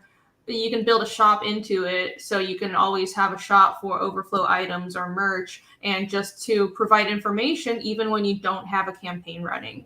It's a really good idea. Yeah. When I do emails, I do them like once a month now because we're in demand. But I see like I'll get a few backers, even if people that already backed come on and back something that they didn't get yet from the campaign. So it does work. And helpful. Zaid Comics has a website too. Yeah, zaidcomics.com. Everyone. Yeah, I don't have enough material yet to make a website or anything. You will get there with Carnal. Oh my god, you can make such a fun website for Carnal. I make it kind of gamey and interactive. It'll be funny. Yeah. It's got to get a good URL. Like, I have the URL shitmerch.com that currently redirects to the mailing list. You just go to... I have never used it as the joke. Like, guys, just head over to shitmerch.com. What? Go on, try it. Well, that's one way of marketing, I guess. Michael, what do you think of my shirt? Is this shit merch? I like it. Good. It's terrible. Classic. Glad. It's terrible. I would like one where he's yelling and he says, "You get nothing." Good day. Good day, sir. You stole fizzy lifting drinks. Imagine you're in the theater back in the day when no one knew that happened, and you're like, "This guy's crazy." It's like a minute where you're just, I can't believe it. I've been had. Hey, Rini, how do you want to do the giveaway for the second one of these pieces? Let's just do it now. Those are awesome. Yeah, for the last hour, Phil, I was like, anyone who backs in the last hour of Rini's thing, you can get one of these, and we gave one of them away. So, do you want to do a giveaway? I mean, you want to base it on the last hour, or people in the chat? So people, how would I do people in the chat? There's no way of aggregating all the people. Well, no, there is. The only reason, I mean, it should probably go to the people who were there and backed in the last hour. But there's actually a cool thing in StreamYards that lets you do giveaways with all the people in the chat right now. What? Really? Yeah. You can. Bancroft does it. I've done it. Like he gets them to type #rigged or just rigged, and then StreamYards like can see who's typed that, and you can go to a screen and have you ever done that, Phil? How do you guys not know about this? Honestly, do we have to teach you everything? I haven't played around. Because I draw all the time, and Michael, I spend a lot of time on explain the fucking website and other shit. Yeah. Excuses. Go to streamyard.com/giveaway. What? Well, how are we supposed to know about this? I know. It's been Because out for 2 years. It's been an option. How did you know about it? Because I read their emails and I see don't. what I they're up to. already established I don't read emails. And then you click on the broadcast, Oh. and then you type in what text you want people to write. I wouldn't use hashtag, and I would make it all caps because I think it's sensitive to uppercase and lowercase. Case sensitive, yeah. And then you just get the chat to type that in, and away you go. You All give right. it to whoever who hears it here in the chat. All right, start collect. That's amazing. Thank you, Bancroft. All right, I have set the hashtag to shit merch, all caps. Everybody go. Is it hashtag ship merch or is it just ship merch in all caps? Hashtag shit merch. Go. Okay. All right. You can bring that screen up as well. You can show people that web page and then they can see the actual number and it ticks up how many people collect. Mm-hmm. That's cool.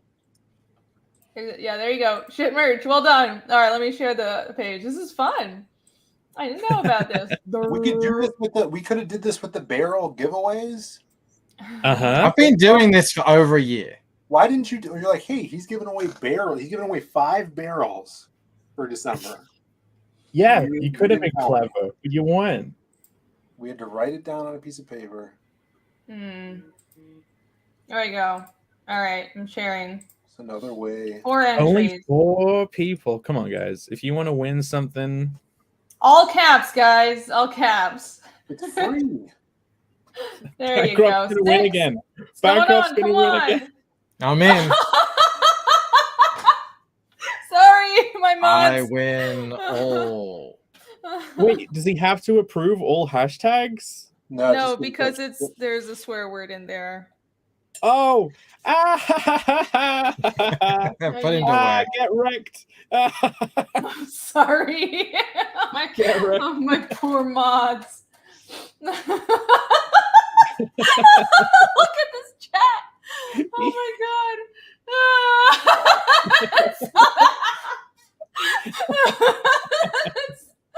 Oh, shit. So much shit, merch. So much shit. 13 people. Yes. Only 14 though. Best stream ever. SDA's typed it like 50 times. You can Yeah, only look, we win got once. We got 124 people. Who can we bring out of the woodwork that's usually lurking to get some free Come artwork? on. Lurkers, I know you're there. Come on, mods. Alex. Probably shouldn't have put a swear word in. Alex is like, only do it once for fuck's sake. He's probably having us approve. I won't do it again. I didn't know. I didn't think of that when I made it. I just thought it would be funny. Oh, bless you, my mods. Bless you, and the torture I put you through. Oh, it's unforgivable.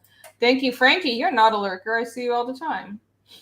Oh, Rachel's just here to listen. Well, I'm glad that you are here. Anyways, we appreciate you. Yeah, people should say hail to the lurkers more. I did it on my stream for a bit, but I kept forgetting. I should say that. Hail to the lurkers. I know there's a lot of you out there. Oh, Alex was yelling at SDA because SDA keeps on typing it over and over. Oh. Mighty Magic, we're doing a giveaway of Jake's art that he has on screen, and all you have to do to have a chance at winning it is type hashtag shit merch, all caps, right now. Hold on, let me Make full screen Jake the art. send me more things. Yeah, I'm gonna. Yeah, it's one of them, and you don't get to pick which one because the guy who won last night he gets to pick. But these are actually two. These two are actually really good. I love this, and I love this. I was actually really happy with him. I was trying to think think of something funny. Just having him in the chair with the. I don't even remember what the number was. I hope you wrote it down. Yeah, I did. Don't worry. Great. The person's added me on Twitter, and basically I'm going to get them to give me their address, and then I'll confirm it with you, and then I'll send it. Cool. All right. That works. Very good. Very good. Very good. Muy bueno. Guys, I've got to draw more of these for John, and I don't know if I've got to think of loads of different ideas now. Mm-hmm. Phil, did you say you had to go? I have to go take a shower. Yeah.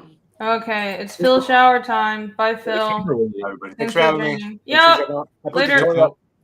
Oh, look at that Froggo. We're gonna hang out with Lobo. I like it. Hail the chat. Have a great rest of your night. I'm gonna go to Kentucky tomorrow, Monday. Cool. For chicken? Goodbye. No, not for chicken. See ya. Bye. Bye. All right, I think that's about all the shit merch we can gather. So Okay. I'm gonna draw. How many is there? You gotta show it live. I will. I will. Only 20 people. Tech Zombie is going to be spinning in his grave. This is basically a shoe-in for me right now. This, I should just enter as well, and then I just give it to myself. Yay! I win. How to lose signups for Carnal. Oh yeah, that's it. All of you have to be to win. You also have to be signed up to Carnal. Oh, that's fucked up. Yeah, sure. Charlie Green says it's merged. It's rigged. Shit, merch. All right, I'm gonna draw. It's 21. Let's get to. I'll give it a few more seconds. It was 20. It was out of 22 people last night, or it should have been, but I did my math wrong and I went back 30.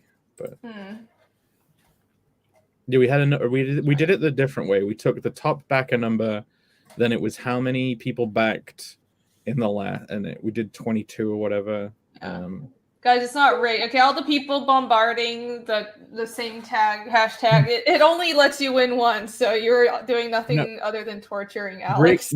Rigged is what Bancroft does when he does his giveaways. The word he uses is rigged. Yeah. And it's because when it flicks through the avatars, you don't normally see everyone who's entered. So people say I didn't see myself. This is rigged.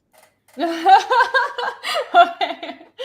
Oh, Michael Deach, it's 22. No, don't tell them that. No. Okay, all right. I think it's some more. No, it's shit merch. Spit merch? Spit merch! All right, we're going to draw. Hold on. Let's get to 25, and we're going to draw. Red keeps on spelling it wrong. Okay. Amazing. Come on, 2 more. Do we have 2 more? Let's get 2 more. 25 is a good number. I don't have a hashtag in my keyboard, otherwise I'd enter.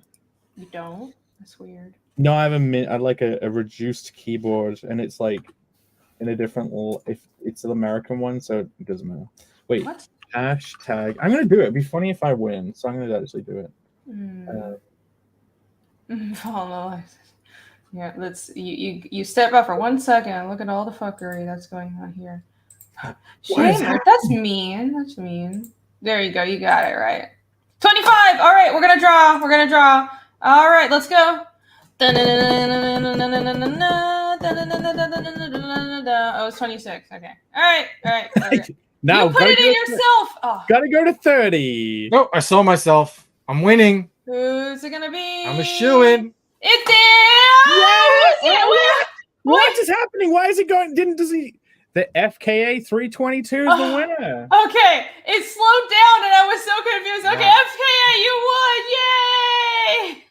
You go FKA. Congrats! I was about to shout it out, and I was like, "What? No!" It kept on going. Congrats, FKA. Well FKA, go to my Twitter and DM me your address or whatever.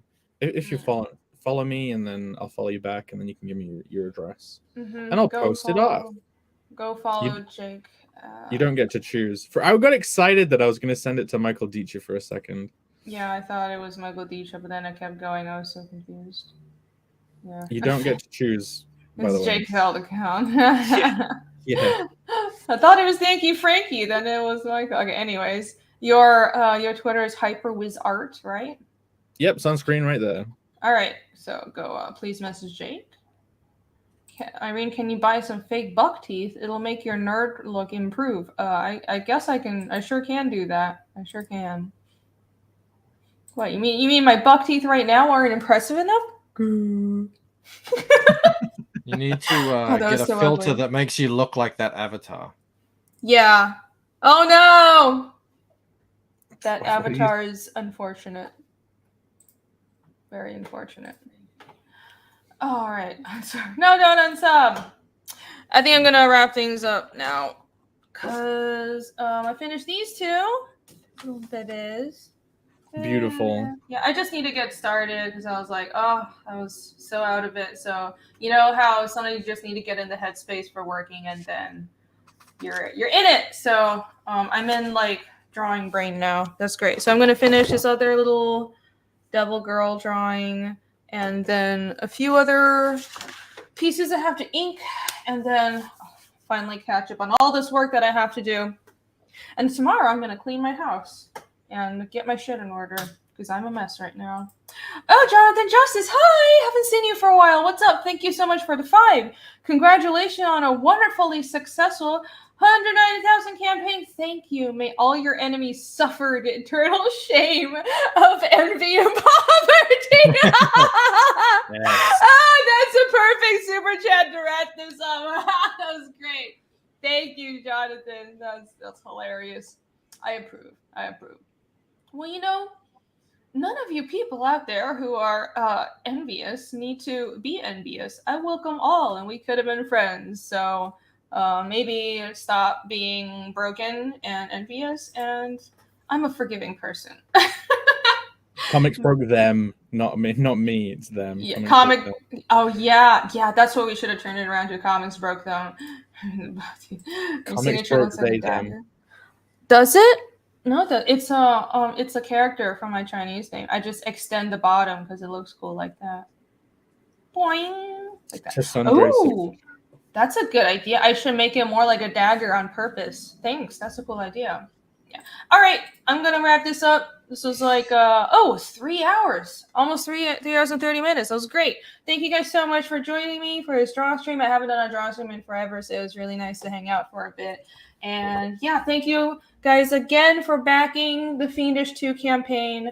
It closed out so well. I am so still flabbergasted that it did 193,000. That's absolutely amazing. We are going to print now. I've been going back and forth with proofs, and I just approved of a PDF proof, so I'm going to be getting the hard copy proof sometime next week.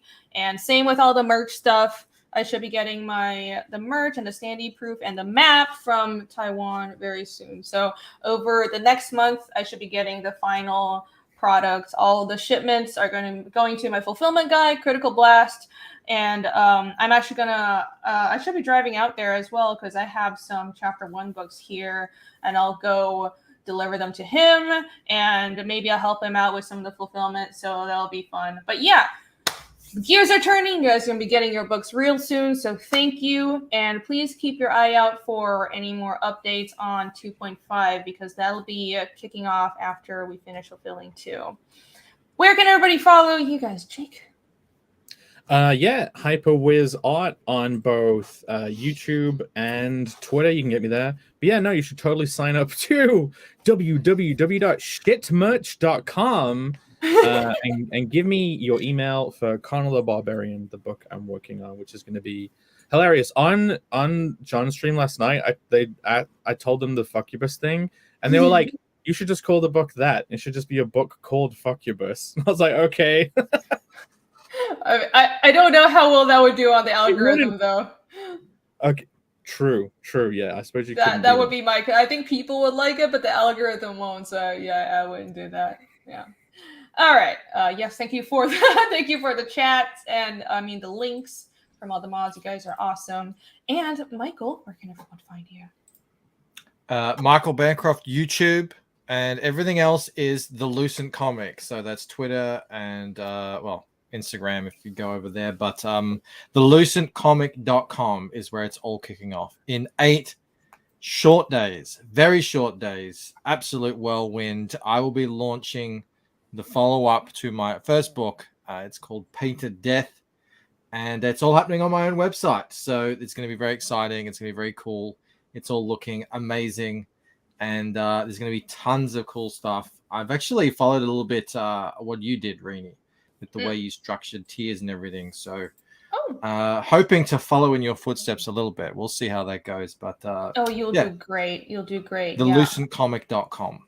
You can join. There'll be giveaways and discounts that you'll be able to get if you sign up, with the emails and everything. And I'm doing it's going to be a crazy month on YouTube. Tons of giveaways, tons of live streams. It's going to be great. All kicking off on June 25th. All right, I am excited. I can't wait to back this book. So everyone go follow Michael Bancroft or whatever mortal V has christened you now. Thank you again for all the links. All right. I don't know what my next stream will be. Probably I'll be on Kings on Monday. Oh, so I'll be on Kings on Monday, but then I'll try to be on early, and I might be on Midnight's Ed's channel because they're doing like a ladies roundtable, so that'll be fun. And I should be there with Yanzi and Nina, I think. And actually later tonight, I'll try to hop on Flashes in a minute, so because he should be streaming. So hopefully I'll see some of you guys there. And thank you again for watching. Subscribe, hit like, and I'll see you guys around. Bye-bye. Bye. See you. Bye.